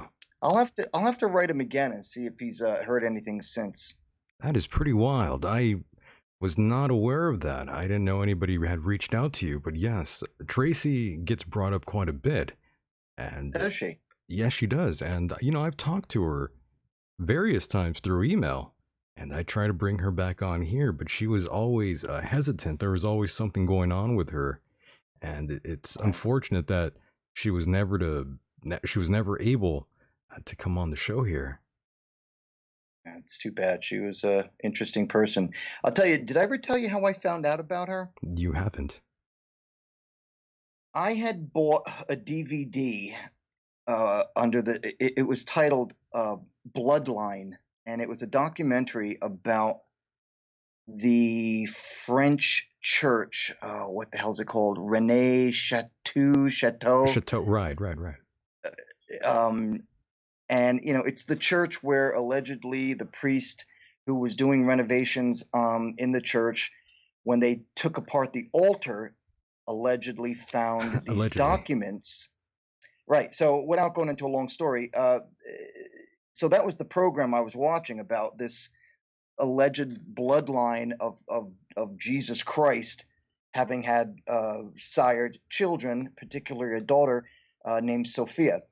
And then that bloodline traveled down, and how they've been trying to search for her, or the bloodline itself, and the interest of the Priory of Sion, the Knights Templar, all that jazz. So at the end of the film, after I watched the whole thing, they actually had an advertisement for one of her books concerning the Knights Templar and the Priory of Sion. And that was how I first found out who she was. And then I bought her book, and then you and I spoke about interviewing her. And then she put another book out, which I think was called Clock Shavings or something. Yeah. Midnight Clock Right? Shavings or some shit like that, right? Yeah, you got that book too, right? I got it, right. She sent it to me. Yeah. I read it. It was quite interesting. And yeah, so that's how she came across. The only other connections I know she had when she wrote that book about clock shavings was her association with Boyd Rice. Now, if anybody knows who Boyd Rice is, Boyd Rice was the lead singer and creator of the band Death in June. At least I think he was. So he also did he wrote a couple of books. He was a part of the Church of Satan. And I believe he's also written a book recently that claims he was originally supposed to be the high priest of the Church of Satan, as per what the dying Anton LaVey said to him. Personally, I think it's I don't know. You know what? I really can't say whether I believe it or not, but it is what it is. I didn't get the book. I didn't read it. But that was the association with Tracy Twyman. Apparently, she roomed with him in New York City. And according to her book, he ripped her off, and he stole sections of the book that she was writing. It was pretty crazy. Wow. So yeah. Well, Mike, we do have to hit a break right now. We are going to be joined by two more souls in a moment here. Right on. So, Mike, I definitely want you to go to the restroom or the fridge. I mean, that would definitely help you right now. Yeah, maybe I'll just take a leak at the fridge. Yeah, take a piss in the fridge. All right, so what are we back here in 10? Yeah. 5? Yeah, some shit like that. Okay. All right, brother, hang tight. Gotcha. All right, boys and girls, we will hit a break, and when we return, Janon and Mr. Thomas, as you know, all-around internet darling. Don't go anywhere. Stay tuned.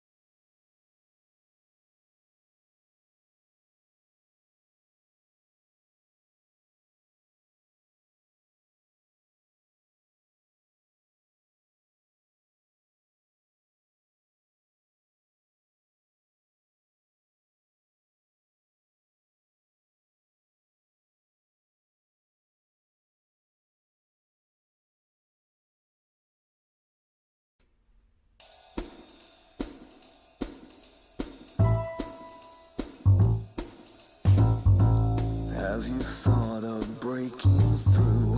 Ain't it part of what you do? Catch a victim while he's dumb. Break his larynx with your it's high time, and it's time to get high. Well, this ain't no goddamn dream. It's exactly what it seems. Wake up today just to lay back down and say, I won't be coming back. Let's call it a heart attack. Give me some of that knack. This is just a final payback. They all flipped on me, took my passions, left me be. When I had a place to sit, a goddamn attitude to fit. Talk real smooth, knew where to spit. But things have changed and I have quit. Got nothing to look forward to but a backlash full of lies. You're too late for where you're going. This is fate, the whistle's blowing. It's much too late. It's all too late. You're much too late. Like a piss hole punk with his nose turned up and a fragrance all your own. Tell me what it's like to be alone. And let's not forget the Scarface prick who offers fix to your face. He dropped.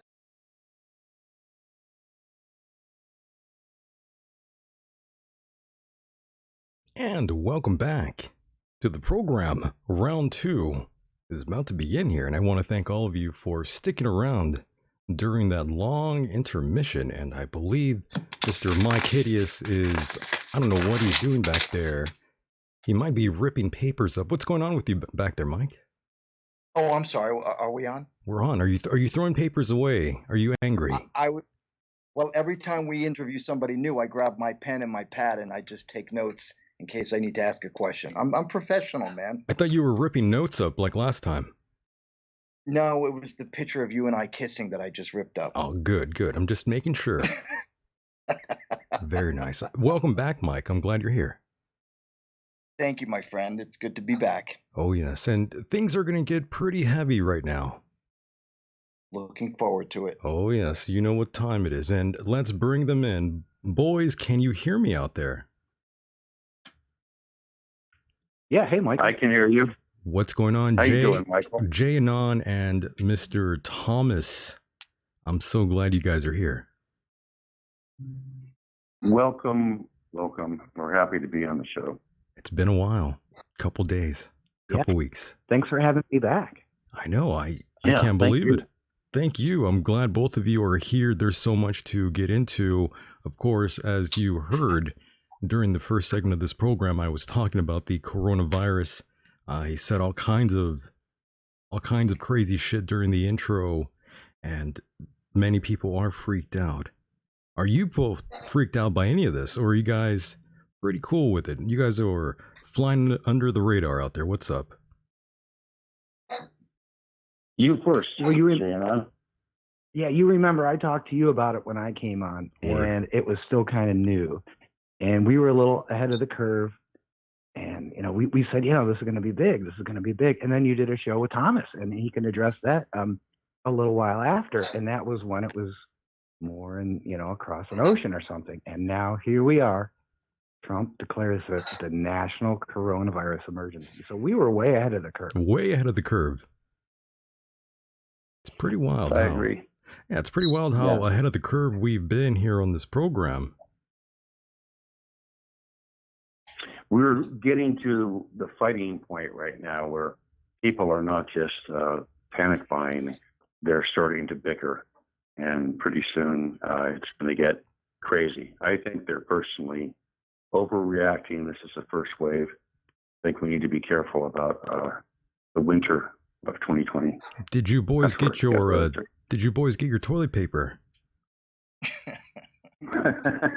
Well, some. I didn't hoard by. I'm not into that. Because you know what? This is a weird thing. Have you guys noticed that it's the big stores, the Costco's, the Walmarts, that are running out of stuff? But if you go to your little corner store, they seem to have everything. That's true. Like nobody's thinking, go to the little,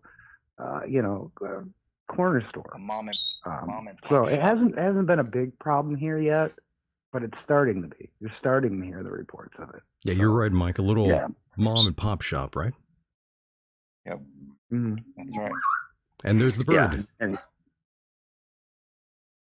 Yeah, sorry guys. Go on, That is, Michael. you're going to hear my bird going off every once in a while. I really have no control over them right now, but they're right below me, right below my loft. Yeah, see, there you go. We love the bird So- though here. It's okay. All right, good. It adds to the oh, there he is again. It adds to the program. Oh, there he is. So just ignore me and my birds. Carry on your conversation. Don't worry. Gotta love the bird there. Gotta love the bird. yeah, But yes, boys, so much has gone on, so much to talk about. Of course, we also have Tom Hanks, one of America's most loved actors, Mr. Tom Hanks, also infected with the virus, him and the wife, and it seems like they will be making a speedy recovery, unlike others out there. What are your thoughts and opinions? Boys, go ahead. Janon, go ahead. Well, that's something that he caught in Australia, which is pretty interesting. He wasn't even in America when he caught it, and I hear from like Steve Outram is kind of one of my people I know who gives me a lot of input from over there. He says that like New Zealand went on like total lockdown. They're like, we don't want this. So it's breaking all over the world, and I guess he's shooting a movie or something, and I don't know who he's interacted with, how he caught it. But it really, goes to show you. And like I said, 3 weeks ago, people were saying it's just a hoax. They're just saying it to hurt Trump. And now people, I know a singer who got it. I know a football player who got it. I know a celebrity who got it. Now it's starting to hit home. Now people are starting to believe it. That's right. Yeah. And it's changing everything. I'm surprised that Trudeau now has it, Justin Trudeau. You are going to see a lot more hit. And to me, what's changing everything is that we're losing our faith in what we used to believe in. Big Pharma has essentially built up the trust of the world in doctors. You see these commercials where you have these animated cartoon figures walking with a real human being, and they've built it up. They've built up doctors as pill pushers, and now they've destroyed that trust in a matter of 8 weeks. Big Pharma created a medical community of pill pushers. You go to a doctor and you get a diagnosis that's constructed towards finding a pharmaceutical solution that provides benefit not to the patient, but to the profit centers of these giant parasitical monstrosities. Big Pharma is evil. Very evil.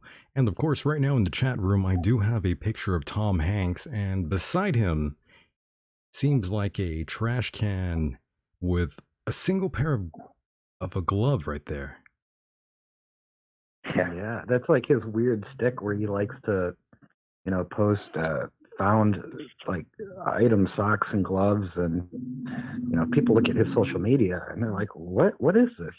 I think I go on Tom Hanks' social media and he's talking about celebrities and gatherings and projects he's working on, and it's like little kids' gloves, and it's like, so I think that was his throwback to his own style, but.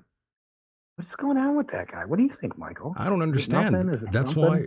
why I'm asking you. I don't know what's going on with our boy Tom Hanks here, always leaving a glove behind somewhere, or well, he's saying he's taking a photo of a glove that he just so happens to find in some deserted place. I don't understand really. And Mike, I know you have no idea what we're talking about, but Tom Hanks seems to have some sort of weird obsession with taking photographs of just one glove laying on the ground somewhere. Yeah, I don't get it, man. I'm not quite sure what's happening. Shit, I don't either. I gotta say though, I did hear an interview. Rich guy. He's with his driving around everywhere. What is he doing, walking around in these isolated places? That's my first question. Well, what are you doing? You've got to consider he was a teenager pursuing a career in Hollywood, which is famous for pedophiles. Take a look at Shirley Temple. She wrote about her experiences 40 years later, and they weren't good. Mike, what were you saying right now? I was just going to mention that I had heard Tom Hanks' son do an interview, and he said everything was fine with them. Yeah, you're talking about what's that guy's name? Chet or some shit like that? Chet Hanks? Yeah, that's his name. Oh, his son with all the weird tattoos, and he never has a shirt on. Yeah, right. Yeah, that guy. Yeah, guy. Why did someone get him a shirt? It could have been. I honestly don't know who it was. All I know is they said it was his son, and the son got on and said, "My dad is fine. Everything's okay." Word. That's his son. That's the son that raps, right? I got to tell you, it sounded like he was a rapper the way he spoke English. Yes. There you go. Yeah, the rapper. Good Lord. Can you imagine being Tom Hanks and your son turns out to be like a SoundCloud rapper? No. Well, that's embarrassing. The fathers and their sons are often, there's a disappointment factor, and I think it goes both ways. He's like, Dad, I can't believe you're not maybe being accused of, being a pedo by Isaac Cappy, and he's like, well, I can't believe you're a SoundCloud rapper, so there's shame in that thing. I agree. That's just some weird shit right there, boys and girls. What a weird dynamic that must be. You're this famous actor. You have all these accolades under your belt there. And your son, he's a SoundCloud rapper. That's what he does. Yeah. Wow. It's different from the AIDS epidemic that happened in the 80s. And it took, a major sports figure to come out before people were even talking about it. So as far as Hanks, yeah, he could be doing fine right now, but these viruses reinfect. That's true. He's what, 63? He's up there. Coronavirus, you might have it right there. Yeah. Well, it's like look at these Hollywood people or athletes like Magic Johnson or Charlie Sheen. We can tie Charlie Sheen back into this later, but who get HIV and they nothing ever happens. So it's like, do they have cures for the elite that we don't really know about? I mean, back in the day, you had HIV, it was like a death sentence. I mean, how long has Magic Johnson had it? That's true. I mean, his life actually got better once he got AIDS. Yeah, when you have money, there was a pay for the medical assistance. Carpacci sarcoma that was horrible, but now they've created a cocktail that can elongate life. So it's just, what the bigger picture to me is not what these celebrities are doing, but the macro effect on people's behaviors. The word staycation is back in vogue. I agree. And man, going back to Magic Johnson again, I'm sorry to say this, but I'm looking back at his career right now and thinking about it. Once he got AIDS, like everything just popped off for the guy. He started making even more money. Makes you want to catch AIDS. Yeah. It's pretty interesting. Actually, no, you got to be specific here. He didn't have AIDS; he had HIV. He had HIV. Yeah, we've got something that could live in clothing, for instance. And Magic Johnson, I think, had a bunch of thrift stores where he was raising funds for AIDS research. And so you can't do that with coronavirus. Can you imagine a thrift store? Here you go, I've got corona. Enjoy my vest, right? Not fun. Well, I hope you boys don't have the coronavirus. I heard some coughing back there. I hope you guys are good. Yeah, I think I'm okay. We're good. I haven't officially gotten tested, so I don't know, but I feel okay. Do you think Trump contracted the coronavirus? No, I mean, I believe they're going to give you the test result. The fact he even went through with that was because he got asked, remember, at that press conference the other day, and the lady was trying to give him a gotcha, like, oh, why haven't you got tested? You can give it to people. And he's like, well, maybe I'll get tested. I'll go get tested right now, kind of like, YOLO. And, so I mean, they have these tests now that can come back in 6 to 8 hours. So the Yeah, time we'll see. frame Yeah, seems he's about got- right from when he got tested to the results coming out. We'll see what happens. And now I do have a photograph of Isaac Cappy, who many people try to connect Tom Hanks with. I definitely want your opinions on that, boys and girls. Okay, I'll start in. Yeah, go in. You know, with Isaac, I had met him online. I never met him personally, and he did make a lot of accusations, and you know, not only Seth Green and Claire Grant, but also Hanks. You have to remember that he was an actor who was working in Hollywood for 6, 8, 10 years, and so he might have had some inside knowledge. I wanted to see supporting documentation, and his response to my request was to say, you won't see defamation suits against me. And to me, that wasn't good enough, but Hanks's behavior after Isaac Cappy's death is pretty unusual, pretty unusual. So who knows? You have to understand, you have these kids who are coming to Hollywood. Usually they're very young, they're very impressionable, and you've got some bad actors in there, not just Harvey, but a bunch of them. Yeah, there's a lot. So you've got a bunch of drama. Yeah, it's it's not a healthy place for young people, and it hasn't been for over a century. Go back to Louis B. Mayer, the casting cast. That was stage mothers who were basically prostituting their daughters. Mm-hmm. Yes, and one name that strikes me right now that no one even talks about is Peter Nygard, the Canadian. And most people point to him and say that's the Canadian Jeffrey Epstein. Yeah, what a creep. Yeah, What a he's creep. Very, And you very know what's creepy. so infuriating, Michael, is that he was operating for a long time, just like Bill Cosby, just like Harvey, just like Jeffrey Epstein. They're all connected. You know, That's the crazy part. Jeffrey Epstein, Harvey Weinstein, both of them photographed countless times together.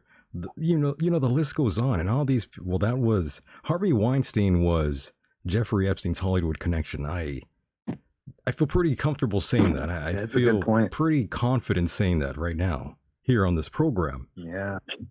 I'm pretty sure Yeah. that was the Hollywood connection there. And of course, we do have Ghislaine Maxwell out there, the right-hand gal to Jeffrey Epstein. No one knows where the fuck she's at. And basically, she was the booker for one Jeffrey Epstein. Exactly. And even more, she carries a legacy that goes back to her father, who was just a super spy for Israel, was able to effortlessly go in and out between political circles, royalty, the glitterati of society, rather like a certain person who was tied to the BBC, who I think you guys all know that I'm talking about Jimmy Savile. You know, how does this happen, right? How do you get people at the very top of the food chain that get away with this stuff? Why? Because they've got influence and money. Prince Andrew, for instance. That's another He's creep. been doing this too. Yeah. That's the key word. The two key words you said right there was power and money. Word. Right. And somebody we talked about was the Corey Feldman. And I know people have taken a lot of different takes on this, and it's gone in crazy directions and LARPs. The Feld Dog. But I actually watched the documentary like 3 times. And the most fascinating part wasn't the Corey Haim stuff. It wasn't the Charlie Sheen stuff. It was when Corey talked about this guy, this Alfie Hoffman. Have you guys ever heard about Alfie Hoffman? I did this whole research thing on him. And he ran this like club for like the teen stars that couldn't go out Really? to the bars. And it was a soda pop club. Oh, shit. So all the teen idols would go to this soda pop club and have these parties. And then behind the scenes, there was drugs, there was alcohol, and there was a whole child from what's alleged and what you can kind of piece out of it, seems there is a whole child grooming network. And that was what I saw. And I was like, dude, this is really weird. And that it got the least attention. Everyone's like, oh, the Charlie Sheen Crisco thing. And I'm like, I don't know. Corey gets into this whole story about how, Alfie Hoffman would run this whole thing and have the kids that, that were special top tier would be able to like come to his actual home. And the stories that came out of that were like the hot tubs and the shop. I mean, I was like, wow. I'm going to have to put you, hold on. It might not be true, but hold on one moment. The people to come out and tell your story. Hold on one moment here, boys. Hold on 1 second. Mike, have you been following along at all about our boy Corey Feldman? Regretfully, I have not. No. You want to fill me in? You don't know what's going on with crazy man Corey Feldman? I know who he is. I never liked his acting, but I know who he is. Oh my. Boys, we have to break it down for Mike here. He hasn't been following along with some of the things that Corey Feldman has been throwing around for a number of years. And recently, Mike, he came out with something called My Truth documentary. Is that what it's called? My Truth? Yeah, it's called My Truth, came the Rape out? of Two Corys. The Rape of Two Corys, and this okay. is where people are like, oh, well, he didn't expose all these pedophiles. Well, he was really telling the story of what happened to him and Corey Haim. So it was just getting involved with the people that they interacted with. And, he said he was going to name 6 names, and 6 names did come out. Charlie Sheen was the biggest name. But then the other 5 were lesser known. And it's pretty dark stuff. It's really dark stuff. Yeah. Oh, yeah. yes. And you got to look at Alfie's father, right? It was Bobby Hoffman, who was, a huge casting director. There's a lot of talk about him being a pedophile. And who knows? He's dead, I believe. But right. It goes back to the film. Right. Well, the film could have delivered so much more. I hope that other celebrities watch it and go, I should tell my story. That's why I support it. But I do understand. Like, I don't think it was hacked. I think that's LARPing. I don't know what they did with this whole interviewing the hacker. I mean, I'm like, come on, dude. I think that they just went with a really bad company. They went with this company called Zype, which was a video hosting company that had to deliver from Zype, where the video was. Yeah, for those mytruth.com, right, for those watch it. And I think they just, it was like when Akun went down, and then it came up, and then everyone was trying to go on it all at once, and it just couldn't, the server couldn't handle the traffic. Yeah, they were supposed to be showing this in some theater, correct? They did. They did show it. Yes, and they showed it on the theater on the night the stream crashed. Okay. And I was following a couple blue check mark celebs who were at the theater, and they were like, yes, it did show, and yes, it is real, and all these people got all these posts and news articles out like, that it was a big LARP or something. And then it came out the next day, and of course somebody grabbed it and put it on YouTube. So I sat there and watched it on YouTube. I didn't pay $20. Well, why would you? Put it on YouTube. Yeah, why would you? But it was pretty good. I was like, wow, this is for what it is. I mean, I went into it with the expectation that, Corey's going to call somebody a pedo, and, I got a little more. It was pretty good. It's pretty good, but it wasn't. It wasn't earth-shattering. Yes, go ahead, Mike. Hold on, go ahead, Mike. Michael, I'm sorry. I got to step away from the microphone for 5 minutes. Do your Just thing. Carry on. I'll be right back. Okay. All right, brother. Do your thing. So yes, Corey Feldman here. My goodness, coming out with more information that we've kind of already known. That name that you threw out, though, that's a new one. These accusations about Charlie Sheen, they've been circulating for quite some time now. And of course, he denies all the allegations thrown his way. He denies ever doing anything wrongful to Corey Haim. And even his mother denies the accusations that our boy Corey Feldman, the Feld Dog, has been throwing out there. Your thoughts and reactions about the mother? Me? Any of you? Yes, go ahead. I don't want to step on Thomas' toes. Thomas, you go first. Thomas, step up to the plate here. Go ahead. I went last. Okay, well, I can't say anything about the mother because I don't know anything about her. But Janon, I love you, man, but I got to take the opposite side. Yeah, I know you have a different take, which is why it's so good to have this convo. Yeah, it's it seems to me that if he was going to be part of this gatekeeping community, that Corey would come out and he would take people's money, and then he would not come out with any new names. Alfie's been around for a while, and it just seemed to me horribly hackneyed. That's the only thing I can say. I took a look at that thing, and he had taken $20 from each person. He said, you're going to get a receipt. He didn't give receipts to people. In the small print, he said, hey, this is it. You take it. And then the guy who wink hacked the show, or claimed to, shows up on Dufango. I mean, red flag city. I'm sorry. But, and I don't know if that was just an op that Defango ran, if that was actually a guy who hacked it. Like I said, I don't believe it was even hacked. I think it was like a self-direct denial of service through server overload. So, I don't know. But I do agree with you that, there was a LARP element to it. There was kind of a cash grab element. I would have liked to see it done in a different way. But like you said, I mean, just to get certain things like Alfie Hoffman out there, I mean, that was... something I got to watch the documentary for free, and I learned a little something, and it made me go and run some searches on Google, and I was like, oh, I didn't know that. I didn't know about this guy. So, I got right out of it, but I wouldn't sit there and say this is 100% true, or you got to believe Corey. No, If he would go ahead and do a show showing every communication he's had over the last 36 months, and they can charge $50 for that, that would be a show. Yeah, and then people were digging up his old tweets and stuff, and they're like, dude, this is a crazy tweet. And I was like, wow, it is. That became a big factor after the movie came out. Like, Corey has, and again, I think that goes back to the fact I think he was groomed, and I think he was probably at one point leading a pretty unhealthy lifestyle. It was probably pretty questionable. Corey probably did do some pretty weird things that he shouldn't have did, but it's probably why it took him so long to come forward, because he's like, dude, I was there at those parties doing shit too, like, for sure. I think they were all groomed, to be honest with you. Every child actor out there, I think all of them were molested or raped at one time or another. Exactly, Michael.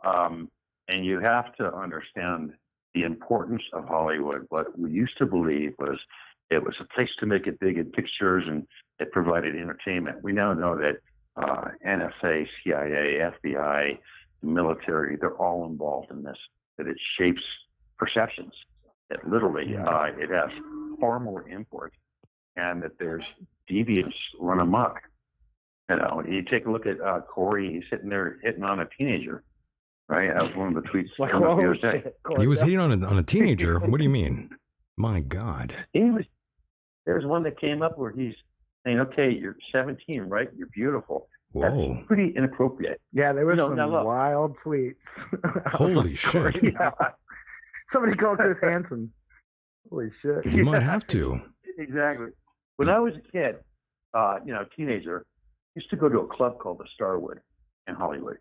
And it was not unusual for me to see a 15-year-old girl with a 40-year-old guy. And it bothered me back in those days, but it would have outraged me now, being the age that I am. And it seemed to go, and it still seems to go in Hollywood. There's a different moral scale there, and maybe it's changing. I hope it is, but it's something that has existed for a long time. Jane Russell, Howard Hughes, Louis B. Mayer, right? All these studio heads. And even now, when you see pedophiles being exposed, you never see the executives at the main studios. You never see them exposed. And you know that some of them are dirty. Very dirty. I think Weinstein was the biggest name we've ever seen, and he's probably one of a gang, of a crew. I'm Chris Hansen with Dateline NBC. Don't think he was out there alone doing that shit. Why aren't they talking about David Geffen? Why aren't we having a law enforcement at a federal level investigation into Steven Spielberg? Because they wield unlimited influence and power. did you mention Steven Spielberg just now? Yes, I did. I thought I heard correctly, and my ears weren't deceiving me. Yes, that's another name that hasn't been thrown around, and of course you have the adopted daughter of one Steven Spielberg wanting to be in porn of all things, right? Did you see that? I am shocked and amazed. Oh, yeah. Yeah, I did. Yeah. The little African-American girl he adopted. I was like, what is this whole story? It's scary, and you have to look towards Massachusetts' earlier career to find even more dirt. We'll get into that at another time, but there's a lot on Spielberg. Yeah, it's pretty random, really, to be honest with you. I am not sure what's going on there. The adopted daughter wilding out there, obviously, and our boy Steven Spielberg, he doesn't give a shit. He's all in. Michael, did you ever read the book Hollywood Babylon by Kenneth Anger? I have not, to be completely honest with you, but I have heard it many, many times before from other people wanting me to read it. Yeah, it's a very legendary historic book, and it's basically about the history and creation of Hollywood, and it starts at like the founding of Hollywood, and it pretty much goes up to like the Shannon Tate murders. I think is about when it ended with Charles Manson and stuff, like in the 60s or maybe 70s. And it cuts off right about that because that's when it was written. But that book is a great read, and it shows you how Hollywood was always so messed up, filled with the most unethical people, and it's just been a petri dish. And you look to where it is now, it's no shock when you understand its history. And that's pretty much a book on the history of Hollywood, but it's a book on the history of Hollywood scandals and deaths, mysterious deaths, and it's so good, so good. I'm gonna have to check that out. Each chapter is like a movie star who had a major scandal. There's Peggy Entwistle, who jumps to her death in 1922 from one of the letters in the Hollywood sign, and then you've got the D.W. Griffith.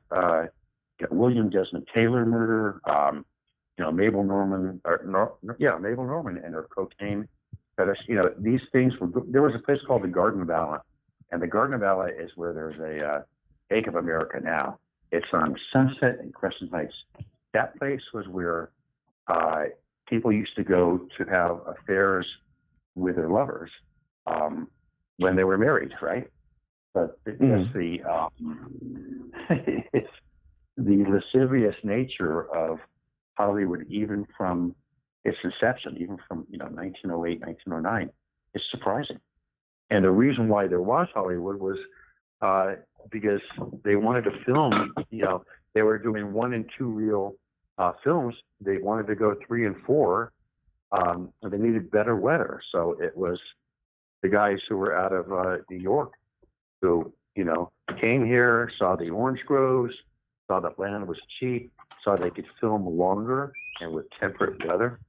And that's how Hollywood was born. Dark times. Yeah. Very dark times. Yes. So, gentlemen, I must ask you here, Janon, I got a question for you. Holy hell. That was loud. No idea what that was. But that scared the shit out of me. But yes.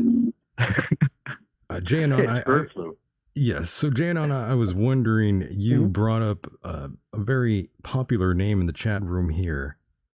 Well, those listening in the chat room, it's a very popular name to them. You brought up Defengo.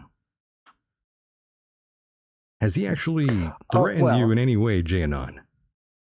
Has he what? Has he ever threatened you in any way?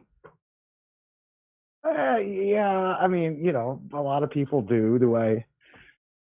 People talk shit online. I can never tell when somebody means something or they're just saying something. So I tend not to pay a lot of attention to, online banter.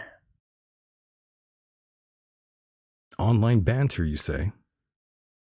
Well, people get online and they talk shit. If you make somebody mad, So, I mean, Defengo, I used to go on his shows. We used to stream Saturday nights, and we kind of had a falling out, and I was like, whatever. It was over Aleppo, over me doing Aleppo's show. And I was like, you know what? If you don't like it, it's fine. Just, you don't have to be my friend. And that's And then, another, they right? Lepo kind of put gas on the fire, was making videos about the Fango, and then the Fango was fighting with him, and then it's the Guild by Association, and I try and just stay away from that stuff, but other people, they want to dig in.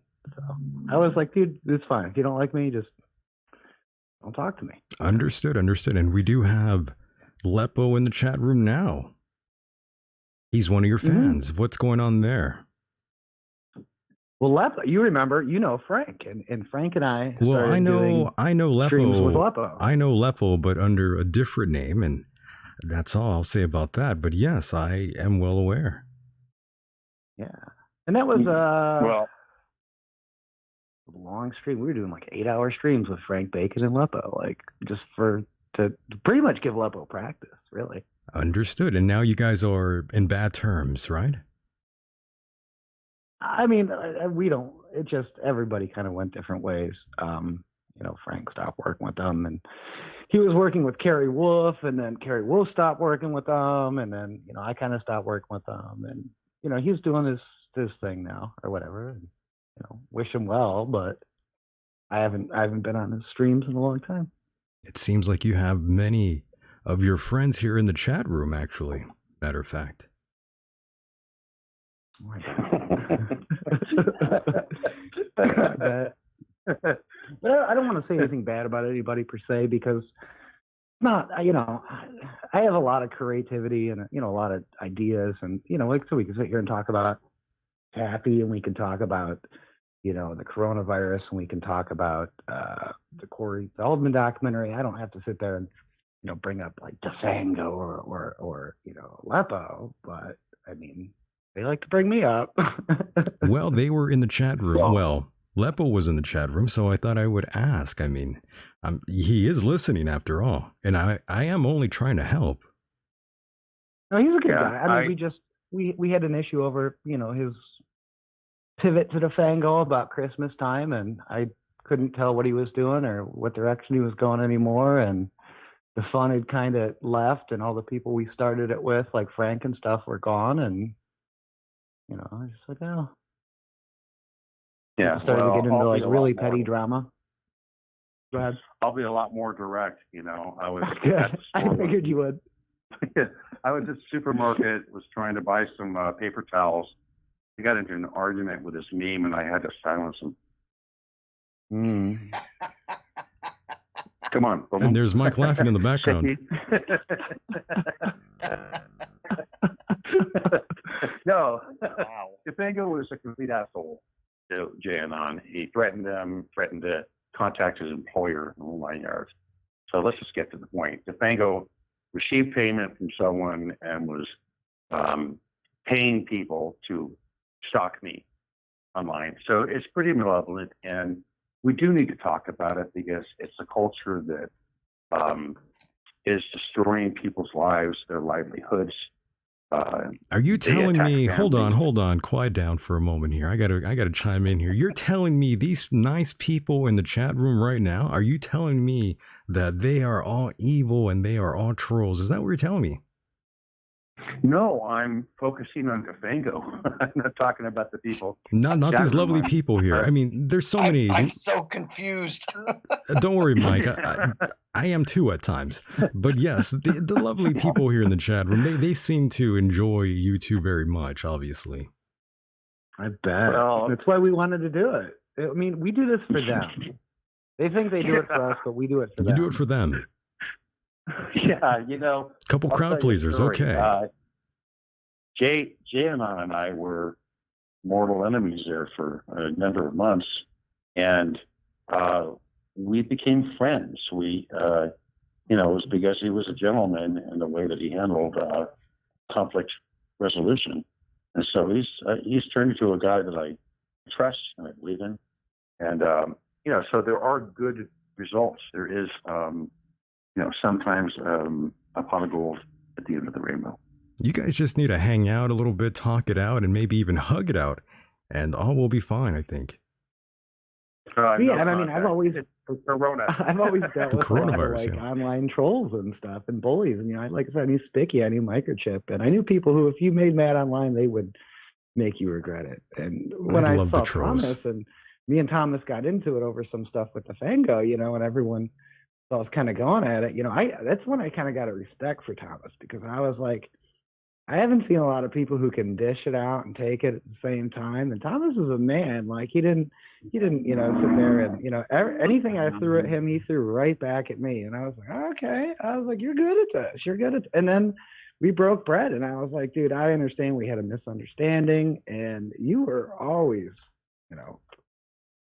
straight up. And so it was very easily resolvable. It was an episode of Lepo we both were on, and we talked it out. Like, I didn't know I was going to be on with Thomas. I don't know if Thomas knew he was going to be on with me. I think we kind of got set up, and we just had a breakthrough conversation. It was like 9 months ago. Yeah. It was 9 months ago, and here's the thing. Yeah. And here's the thing about Janon. He, unlike Isaac Cappy, he always gives supporting documentation. Nothing that, don't want to speak poorly of Isaac. I liked Isaac. I thought he was a sweet soul. He was a good man. With Janon, if he says something, he backs it up. Backs it up with proof. So I respect that. That's rather like Steve Otram does the same thing. Ghost Crab does the same thing. It's a good, and Wyatt Earp, who I think is in the chat. These are people who, when they make a statement, they will provide evidence. I don't believe there's proof of anything, but there's evidence. That's the way my mind works. But I like to see if someone makes an accusation, back it up. Well, that's what they taught you, like hanging on it on 4chan poll and stuff. If you say something, you got to have what they call a sauce. You got to have a link. You got to have some proof where other people can see how you got that information and judge it for themselves. If you just start making unfounded claims on the Chan board, you'll get made fun of real quick. So, I just come from that culture of always being able to say, I think this because of this. And the good thing about Janon, I gave Defango the name. I gave Defango the name Spiticus. There's a long story behind that. But you see, Janon beat me. He came up with the name Hobbit, and then Dave Acton beat all of us by coming up with Manny Fanny, which I think is his new name, his new moniker, Manny Fanny. Well, I honestly think you need to talk it out with this individual. In my opinion. I won't. He's committed crimes. He's committed crimes. Yeah. He's committed financial extortion. My goodness. Well, again, I want to back that up, Thomas. You guys had a truce, right? And you guys, he interviewed you. We did. Had a truce. And then we did. He eavesdropped on you, recorded you without your permission, right? And streamed it. And that's what caused the second fall. So that's kind of when I started to understand what really had happened. I was like, well, it's not like you're this unflexible guy who's so unforgiving. Like, you guys had it patched up, right? Well, it was to the point where I had forgiven him. It didn't mean that I forgot.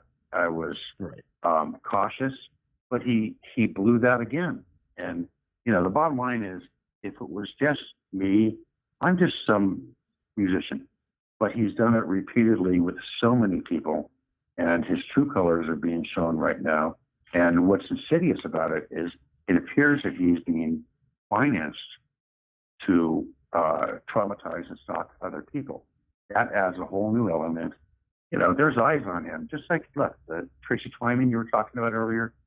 Yeah, law enforcement's involved with the whole Cappy thing too. And not just with Cappy, but with Twyman and with other things that are going on. I'm not going to talk too much about that, but I can tell you it's real.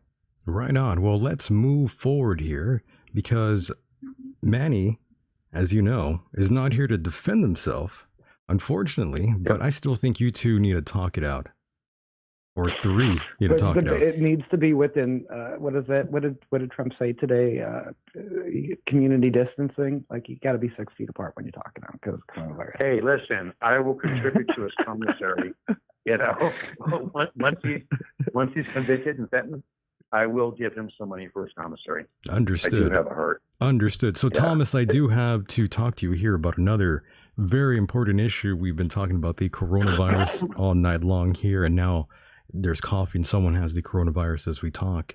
And so, Thomas, I got to ask you here, your theory about Benjamin Netanyahu. Take us through that, Thomas. Okay. So, Netanyahu did not do well with the elections, and that would have been September of last year. This is a man who is tricky and devious, and I believe he is the modern era's Hitler. That doesn't make me an anti-Semite because he's a leader of a nation, just like Hitler was, just like Stalin was. You start to build a chronology of it. I had heard through people who knew, two of his staffers, that when Trump distanced himself from Bibi, that Netanyahu had a meltdown, a 2-week meltdown, and then Netanyahu started to feel that he had a criminal indictment coming down the pike, which was true. Trump distanced himself even further. It started to hit the press from around September 18th, 19th through November. And then November 21st is when, bam, Bibi gets criminally indicted for case 1000 and case 4000. 10 days later, the first case of coronavirus comes from Wuhan province. And we know that there were Israeli scientists who were working already on vaccines from mid 2019. So you look at Bibi and you take a look at him. He's an MIT graduate. He's a historian as well. He has always talked about historical anti-Semitism. He talked about the Jewish Roman War, 66 to 73 AD. He talked about the pogroms that happened through, for instance, Spain. You know, just look at 1300 to 1391, and then you look at the Expulsion Act that Ferdinand and Isabella put in 1492. So the Jews in Spain go back to the biblical days. I mean, literally, it goes way, way back. And here he is saying Europe has done this, in particular Spain and Italy. And then you know how he is about Iran, right? Crossing the big red. I mean, he's been obsessed about Iran. So what are the 3 places in the world outside of China that have the most virulent strains of coronavirus? It's those 3 places. It's almost like he wants to settle historical scores, and his rage at Trump put into motion something diabolical, which is if he couldn't take on America directly, militarily, then he would create hurricane force winds by taking down the second largest economy in the world, China. So this is, and if people say, no, that's all wrong, no, you got to study the guy, and you have to start to look at what other political leaders have done in the past. They can be capable of all sorts of atrocities, like Hitler, right? So, or like Stalin, like Mao Zedong, right? I can go through history and show you example after example after example. Right now, he is already being prosecuted for case 1000 and case 4000. We know he's engaged in influence peddling. We know he's controlled media. This is a bad actor. Wow. Mike, Yes, any Simon. thoughts and opinions on what you're hearing about Mr. Netanyahu? This is the first I'm hearing that theory. I gotta say, it is kind of shocking. I don't take offense to this, guys, but I always found Netanyahu to be somewhat of I don't know, I guess a decent personality, but that's only because I never really dove into his background any more than what I saw either on television or heard on the radio. I thought he was a strong character as a leader, which is something I kind of like in a leader. I like somebody who's, got a set of cojones to run a country. But what you're saying right now is, it's wow. I've got to really swallow that and do some research. Yeah. It's There shocking. there are Jewish heroes in the world, and most of the Jews are wonderful people. Most people on the earth are good people. However, when you get to leaders, it doesn't matter whether you're Muslim, Jewish, Christian, doesn't matter what religion, you're going to have monsters. That's just the way history goes. And what I'm saying with him is, yeah, he's been a strong leader. He's also now an indicted person who the police have done a multi-year investigation into him and deemed him terribly corrupt. So I'm not condemning Israel. I'm not condemning Jews. I'm talking about this one individual. And this one individual has also been caught on tape showing disdain towards America. Thomas, what is the phrase? Was it the Likud government, or how do you say that? Yeah, the Likud. It's the Likud government, which is look. And let's talk about the Likud party. The Likud party included Menachem Begin. Menachem Begin in July of 1946 blew up the Hotel King David, where you had 91 Brits staying. So it was. I mean, Menachem Begin probably was the creator of soft terror. So I study these things. He was another monster, but I'm not putting in Olmert or Goldie Meir or others. You saw Ben Gurion as, he could be tricky, but so could LBJ. We've had lots of presidents who were tricksters too. So what I'm saying you've always seemed to have a lot of knowledge, and your critique was pretty political. I've seen, and it was, basically the Netanyahu's party, right, per se, and not some kind of blanket racist, anti-Semitic statement, not at all. No.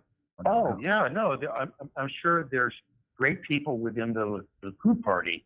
The problem is that Netanyahu will do anything to hang on to power, and he, I believe, is capable of a scorched earth policy to not get his way. Now, Mike was. Go ahead, Mike. I was just going to say, go ahead. I'm sorry, Thomas. What was it? What was this indictment for? Hello. Hi. I'm sorry. He was indicted November 21st, and he was indicted. It's going to be a criminal prosecution. So he's created the environment right now to hang on to power by what he's doing with coronavirus. He's doing a lockdown of the country. He has emergency powers, just like what's going on in the UK and in Spain, so on and so forth.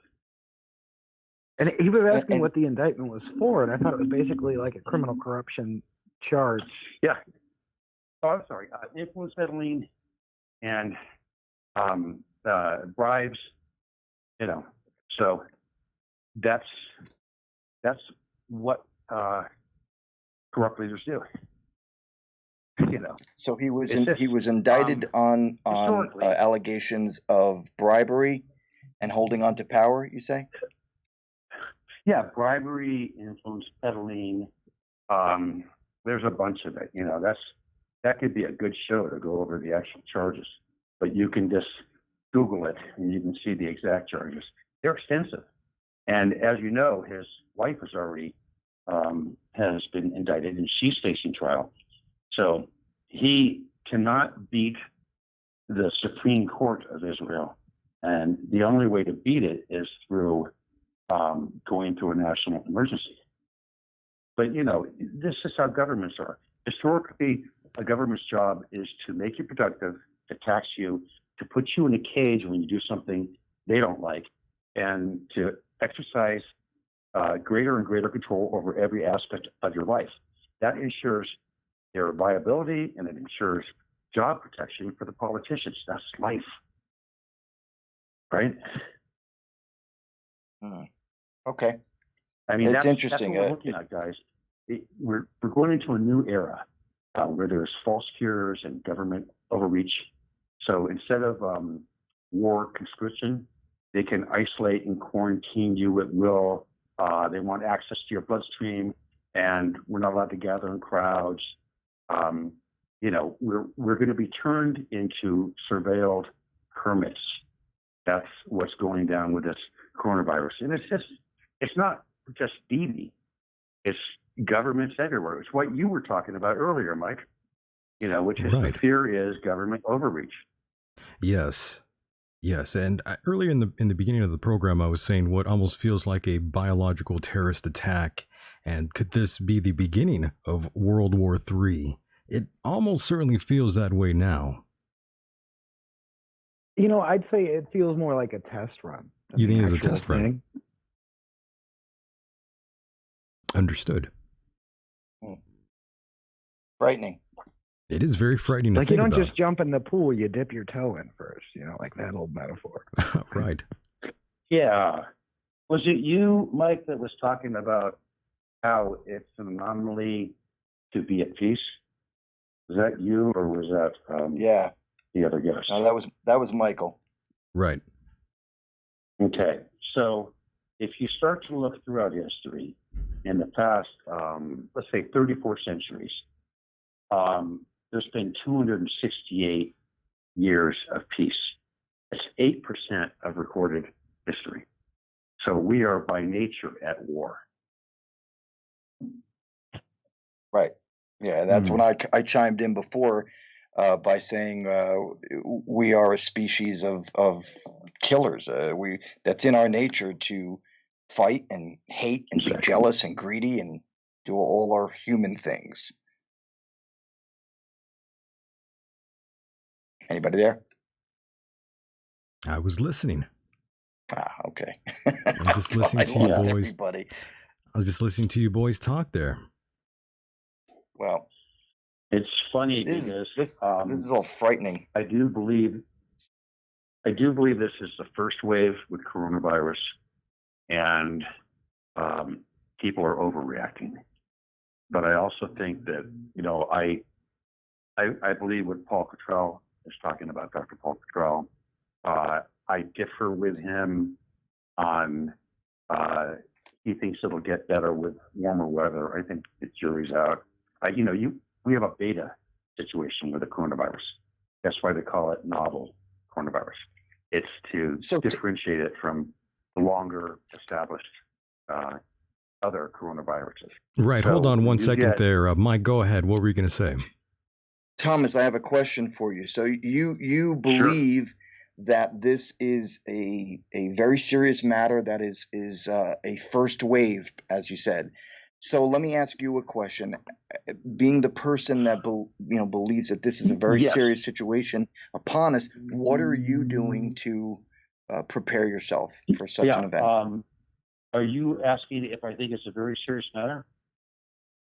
Well, it's obvious that you believe this is a very serious matter, right? I mean, am I wrong in that assumption? I do, although I think there's a lot of unknowns. When you get new viruses, they have a propensity to be more lethal, and they can metastasize with surprising speed. You have a population that hasn't built immunity, essentially. Mm-hmm. And then you have to factor in, environmental conditions. The immune system of the human being is weaker in winter because we have less ventilation and more humidity. We're not out in the sun. So it could be that it will dissipate during the summer, but that didn't happen with, SARS, right? That was off season. It started to really grow in April and, in the summer of 2003. So, right. And the onset was like a kid in a candy store. I mean, it got such a hold. Yep. Exactly. And look, take a look at where it's showing up now. The weather is tattido, they say in Italian. And in Italy, it's not bad weather, not cold, nor is it in Spain. So that's, we just don't know. All I know from being a plague historian is that when you see things get to a pandemic level, it usually comes in three waves. And that's what happened with the 2018 Spanish influenza. And it also happened in Europe and in Mexico with other types of plague. You have the hemorrhagic, which is, kind of embolic. You bleed from the ears and nose and all that. This one here, I think that I fear the vaccine more than I fear the virus. Yes. I think that most of us will be okay. Where is God, by the way? And where are the aliens and QAnon? Are they going to save us? Hey, you know what? That's one thing that we should ask Janon. Are they going to save us? Where are they? Did Where's Fango God? create you? Come on, man. We want to know. To the best of my knowledge, this is what I've been told from pretty inside information, that there was a Discord server. We've all heard that story, and Jack Pasovek talked about it. The Fango may or may not have been in that Discord. I've heard maybe he was, but he was not in it at the time QAnon was created. He wasn't talking to Microchip or JB.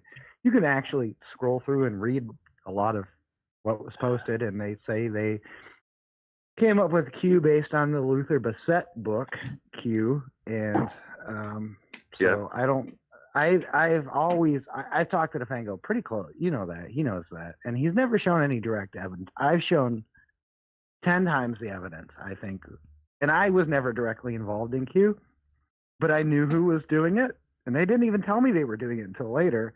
But just being on the periphery, like little things they borrowed from like you or me or other things that inspired them, which I've shown a lot of, like, yeah, I knew I would, James Brower, JB, was in my DM, JTS Super Friends, when Q first posted on October 28th, 2017. I knew him that well. I mean, not super well, but I didn't know who DeFango was until like Christmas 2018, and it really hadn't talked to him until like 2019 at all. And I would think whoever was involved in the Q project, I would have at least interacted with. So the people I believe who were involved in the creation in the first couple weeks of Q were James Brower, Microchip, Sticky, and Ricky Vaughn. I think you're right, and you see, what happened with DeFango is he's put out a narrative that he created it alone, that he had, he gave it to these guys. And then he said, I took it over. I'm not Q. I've never been Q. And while he did that, he fed me to the wolves. There was a group that was called Q Slayers on Twitter. I was being attacked repeatedly for that. And it's just, it's horse detritus. And I'm less diplomatic than you, Janon. I appreciate that, but I will put it directly. It's because you've been in the game a little longer, and I have less tolerance. And I'm like, well, I don't want all the trouble, and you're like, fuck it. So we have a good dynamic there. Yeah. It's you have just been directly attacked. So what, 3-4 months ago, right? The trouble with Janon. For me, I've been attacked since the election, and I've been attacked since summer from some of that crew. Right on, I'm boys. used to it. And that's why I never made a big deal of it. I was like, dude, I've been nonstop attacked since 2015 when I supported Trump. People started to call me a racist, a sexist, a xenophobe, and I wasn't.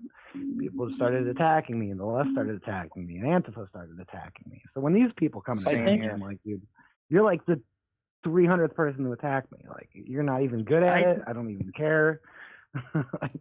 For sure. I think it's like the fact I'm like, whatever, dude, do nothing. All right, gentlemen, I have to departure away from the conversation now. I do want to thank both of you for being a part of the program here. I want to thank you both for joining me and Mr. Mike Hideous here.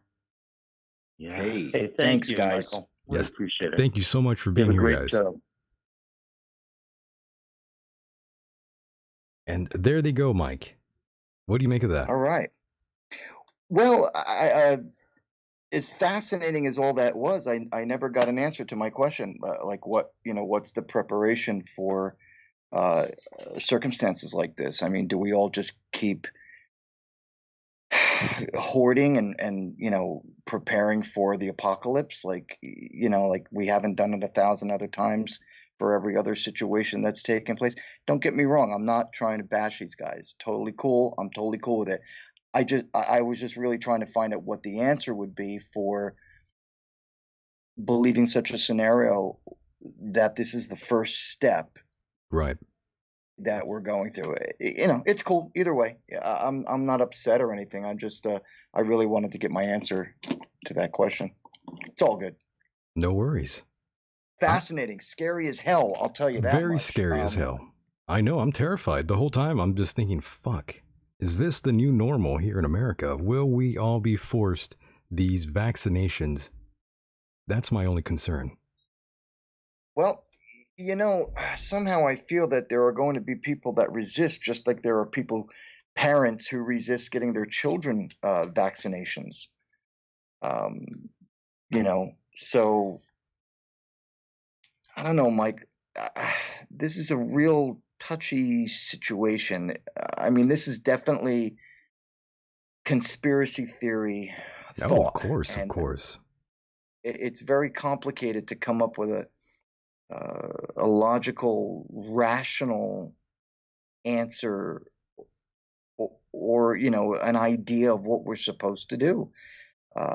Frankly, to tell you the truth, and I think you and I may have even spoken about this prior to this interview today, but frankly, I'm just waiting it out. I'm waiting it out to see what happens in 2 to 4 weeks. Well, we have no choice. We are all sequestered here, and I'm actually glad I used the word parcher at the end there. I've been wanting to use that word for a while now. I'm like, shit, here's my chance.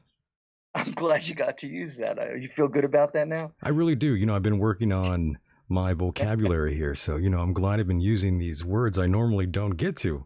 These words that are just, not being used in my regular vocabulary. As you know, I like throwing 4-letter words together constantly. So anytime I could throw that in there, I feel like I'm doing a good job. Like I'm being somewhat responsible. I'm doing good. In other words. You are, my friend. Don't worry. I'm trying here. I'm trying not to say many bad words here behind the mic. I got to ask you another question, Michael. Go ahead, man. Now, please, pardon my ignorance, but the two gentlemen we just had on, Janon and Thomas, what's their background? Janon. Yeah, Janon and Thomas. They are very well known here on the program. Lots of people in the chat room just despise both of these gentlemen, and I like them. I love them. Okay, and why do they despise him? Because are they a long story, man? Long Janon story. Is Republican, right? Long story. Okay, without going into it in a nutshell, what is it? Because of their political beliefs? I think everything. Okay. They're just not liked. And where are they from? Were they calling from the same area? They were not calling from the same area, and I can't disclose their location, by the way. No kidding, really? It's that deep? It's pretty deep. No shit, dude. You got to tell me more about these guys, because I got to be honest, I don't know. I'll tell you off air. Okay. Yeah. That's a lot better. Talk tomorrow. Yeah, there's a lot of people out there that despise these gentlemen, so I don't want to disclose too much information. That's totally these cool. boys I respect that. Yeah, I respect them. They were here. I don't want to blow up their spot. Not at all. I was just curious, like how you got in touch with them and all. They got in touch with me. Ah, interesting. Well, no, I'm pretty sure that was set up by my boy Frank. Okay. So, Mike, I did want to ask you more about Tracy Twyman, by the way, since you were the one that got her on the show for us. Okay. Yeah, how'd you come across her again? Oh, yeah, I think we were talking about that before, right? Right. Yeah, it all came down to that film I was watching, Bloodline, and at the end of the film there was like almost like a commercial for her book, and her book, well, I can't remember what the name of the book was, but it was a book about the Knights Templar. And I'm a big fan of reading about them and the Prior of Sion. So I immediately ordered her book online, and once I got it, I read it, and somehow after that we did the interview. But no, I know what it was. We contacted her, and she said she had a new book that was coming out called the something Clock Shavings, and that was basically when we did the interview. That was a good time too, by the way. Yeah, she was an interesting character to speak with. Definitely, she definitely had a worldview of interesting background.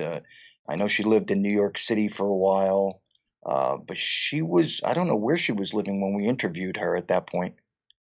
For sure. She was very, very, very lucid for some reason. Yeah, that's a good way of putting it. That came across every time we talked.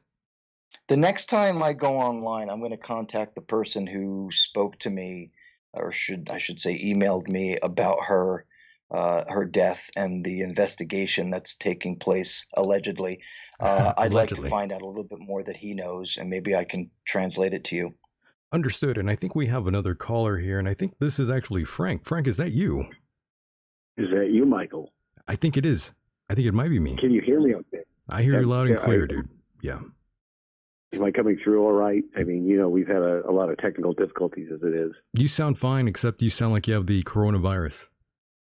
I wanted to explicitly have that sound, the asymptomatic caller that might be, probably dying from it at this time. It's already been out there. You know what I mean? So we don't know, but that's it's just like undisclosed locations of your last two guests. I thought that was a pretty interesting conversation, and I wanted to give a shout out to Mike. Great choice, Mike Hideous, as your co-host. What a grab, dude. Thank you, Frank. Thank you very much, sir. Oh man, that's awesome. I can even hear him in the background, but I think you got me on this. So we're not quite clearly connected, and that's perfect. So if any time he needs to interrupt, Michael, you can tell me to shut up. But hey, I just wanted to give you props for what a great lineup you've had so far in building this, and also resonate with that. Really, I mean, frankly, it's this frightening stuff that we're talking about. Very, yes. Yeah, no doubt. From washing your hands after touching money to just, maybe taking a bow in front of people rather than shaking their hands. I know, right? But society's going to change. America's changing. This is becoming the new normal, as I said. It is. Wow. And normalcy bias is what you're running into in the group mind, and why the group mind doesn't play, patty cake so well with the new kinds of changes that are coming. And so I wanted to lay down the story from Mike Hideous's sake, because he was asking you, what's that? I said, okay, go ahead, Frank. I knew you were going to chime in here. The reason why I didn't explain is because I knew, for some reason, you would send me a message, and I knew you would want to call in. So go ahead, Frank. The floor is yours. Wow. Well, bless you, man. And I appreciate you letting me, sometimes those are some private channels that not everybody needs to know about. And I really sympathize with the last two guests. In fact, Janon is a really well-spoken, worthy critic to talk to, more of that Republican style that Mike was asking about. Well, he seemed Republican. Well, just think of it as there was this big division that was going on in the United States for the last, several decades, and then 2016 happened, and something really weird was going on. I feel like now's timing is a lot of reoccurring themes or reoccurring echoes of 2016. Wouldn't you guys agree? Word. Interesting, yes. Yeah. So, there's an upcoming, election season, which is going to give you guys time to process that story that I believe the gentleman Schoenberger was talking about, which is a virus spreading in kind of a triple, bypass. Right, Thomas. Hits one wave, a second wave, and a third wave coming through. I think by the timing in November, you're going to start seeing that third wave, because the second wave is really how virulent this new strain, like he was talking about. He's a composer. He's not a genealogist, but or a virologist, but the guy was talking with one of your past guests, Paul Cottrell, who's I follow his work now daily, thanks to you. So kudos again for a good show pick. Word. But Cottrell, very much, studying this. This is going to medical school for a reason. Laid it all out as well. So it's going to be a timing issue with the November elections, and that's what I'm saying, man. About the electoral process. That's what I was saying on. That's what I was saying on the show earlier about the elections. Are we actually going to vote? Are we going to get to vote? Are things going to be shut down? Make it? Yeah. Yeah, it's a very that's the I think the cliffhanger I'm keeping afloat in my work. My work is in fiction as a writer. Which is so close to the truth sometimes people can't quite, differentiate the two. So it leads a lot of people into some interesting cul-de-sacs, we'll say, because you can always turn around a cul-de-sac and make your way back unless you see something like a one-way street, one-way sign. Unless you're really rebellious, you can't break that, and you might find yourself right back in the same cul-de-sac. So great thing about a virulent strain of communicable disease in a time of social networking and work from homeism and jobs. I mean, this is a perfect storm. It is, right? Things just like in 2016. It's pretty crazy, man. So it's wild. That's what it is in a nutshell. You were asking about the other two guests. They are caught up literally on two sides of a polarity, storm that's been going on since 2016. A young man was murdered just outside the streets of Washington in the day and age when, we could probably have had this thing solved in a matter of seconds, especially somebody who works at the DNC. You'd probably have the FBI on it. You'd probably have a major investigation going because the kid probably walked out of the DNC with some pretty important files. But according to the Washington police, he just fell on some bullets on the street and the body's never been found. Business as usual, Frank. The story goes that family is pretty well connected to Israel, which is the bad guy in the story, Thomas Schoenberg was saying. Just saying, there's some interesting connections to your entire flow of your show tonight. It's very frightening times. Pick a good side. Know who your friends are. You guys have a great night. Amen, buddy. Take care. Wow. Nice talking to you, Frank. Thanks for calling. And there he goes. I hope he cleared some things up for you there, Mike, even though I'm sure now you're left with even more questions. I was just going to say, Michael, I'm like a little bit even more confused now because now he mentioned about this guy being shot and killed. We got to talk. You're getting red pilled here tonight. I love it. Oh, I'm loving it. But Mike, we are running out of time here. Yes, sir. Indeed we are. We really are. So, Mike, I do want to thank you for also being a part of the program here. I'm going to shut this shit down like a quarantine hospital in China. All right, man. Hey, listen, I want to tell you, thank you very much again. Great night. I really enjoyed this show. This was great. And that's about it, my friend. I guess we'll be doing it tomorrow night, too. Actually, we have a bit of a change here. There's been a bit of a lineup change. We are actually on again, I believe, on Tuesday with Marshall Masters, by the way. So we're not doing tomorrow? No. Tuesday. Super Tuesday. Super Tuesday, but not tomorrow. Okay. Yeah, my friend. We got Marshall Masters coming up. He has a new book being released, and we have all kinds of stuff to talk about yet again. Okay. For sure. Right on, man. Mike, so any final words for these great people in the chat room? Yeah. If you're interested in checking out my art and my photography, check out horribleartwork.com. That's horrible, horrible, HORRIBLE, art, ART, work, WORK.com. Very nice. Well, Mike, good night to you, and I'll talk to you in a few here. Am I staying on waiting for you, or how are we doing this? Oh, I'm just gonna call you after I hang up here. All right, brother. All right. Thanks, everyone. Thanks for listening. See you on Tuesday. All right. Good night, buddy. Good night, buddy. And there he goes, Mr. Mike Hideous, boys and girls. Definitely give him a round of applause. And I think someone is on the line. Caller, what's going on? What's going on, buddy? How you doing? I can't complain. How are you? I'm doing well. Rather annoyed at the You're chat annoyed? this evening, but Why- that's okay. Why are you annoyed? Well, it's just shots fired left and right over here. But hey, that's the chat room, right? I have nothing to do with that. Well, of I course. can take it to a Discord. They have a mind of their own in the chat room. You know they do. Yeah, I love that. So what's on your mind? What's up? What has you compelled to call in? Well, just calling to say good night and great show tonight. Oh, it's very Pretty kind. insane topics as Very, well. very nice of you to call in to say that. Yeah, and we'll chat. We'll chat next week or maybe tomorrow night if you have some extra time. I don't Tuesday. want to keep you too long, buddy. Super Tuesday. You know it. Tuesday then. Yeah. Tuesday it is then. Yeah, call in, but since I have you here, say goodnight to the listeners. All right, everybody. Thank you so much for listening, and we'll see you on Tuesday. All right, buddy. Have a beautiful rest of your weekend. We will talk. I know you have lots to say. You know it. All right, brother. Thanks for calling in. All right, pal.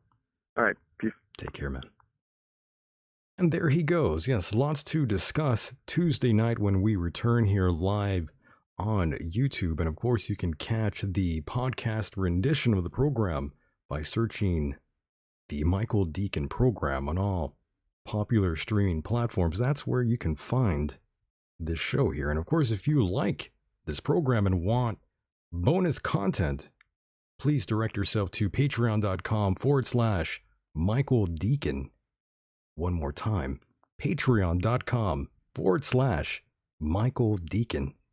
And yes, it's worth it. Lots of content there and much more being served up like digital crack just for you. Just for you, brought to you by the CIA. And of course, I want to thank all the international listeners out there who listen back and listen to all this mayhem. I really do appreciate all of you out there tremendously. I really, really do. So again, Tuesday night we return, 5:30 p.m. Pacific Standard Time, 8:30 p.m. Eastern Time, live and direct. Now, before I leave here tonight, I know what we discussed here may potentially have scared the shit out of some of you out there, really, to be honest. But don't worry, we will get through this. Remember to look out for one another. Maybe even look out for your neighbors, even though you dislike them. I'm sure you don't like your neighbors like I do. My neighbors stink. Yes, these issues we have today will be here tomorrow, but we are resilient. And I know none of you out there listening to this will give up the good fight. Don't worry. This is not the end, boys and girls, but only the beginning. Now, stay safe, everyone, no matter where you are on this island Earth. I'm Michael Decon, and with that said, the world is a mysterious place, and life itself is a mystery. Until next time, good night, everybody.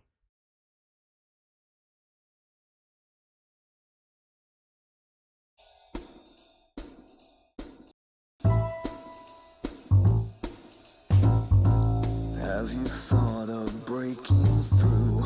Ain't it part of what you do? Catch a victim while he's dumb. Break his larynx with your time. And it's time to get high. Well, this ain't no goddamn dream. It's exactly what it seems. Wake up today just to lay back down and say, I won't be coming back.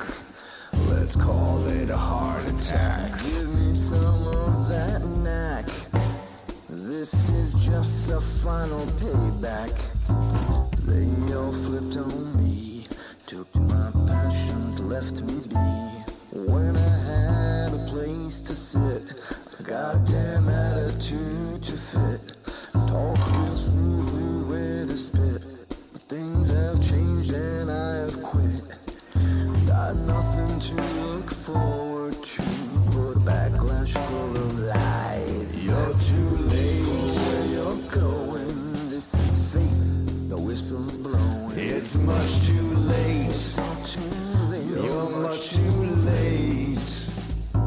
Like a piss hole punk with his nose turned up and a fragrance all your own. Tell me what it's like to be alone. And let's not forget the Scarface prick who offers fix to your face. He dropped out of the subhuman race. That's sad. Boo-hoo-hoo. But I'm goddamn glad that piece of shit was just a fad. Tell me, boy, where were you? What's your story? I mean, really? Where have you been? Was it the big time and full of sin?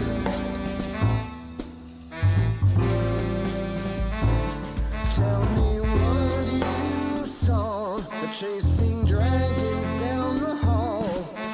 So now I find you just the same, a generation full of games. I hear the whispers, I see traps to break my legs.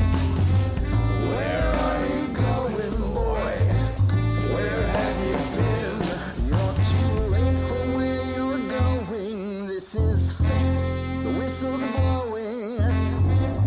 It's much too late. It's much too late. You're much too late. You're much too late. You're much too late.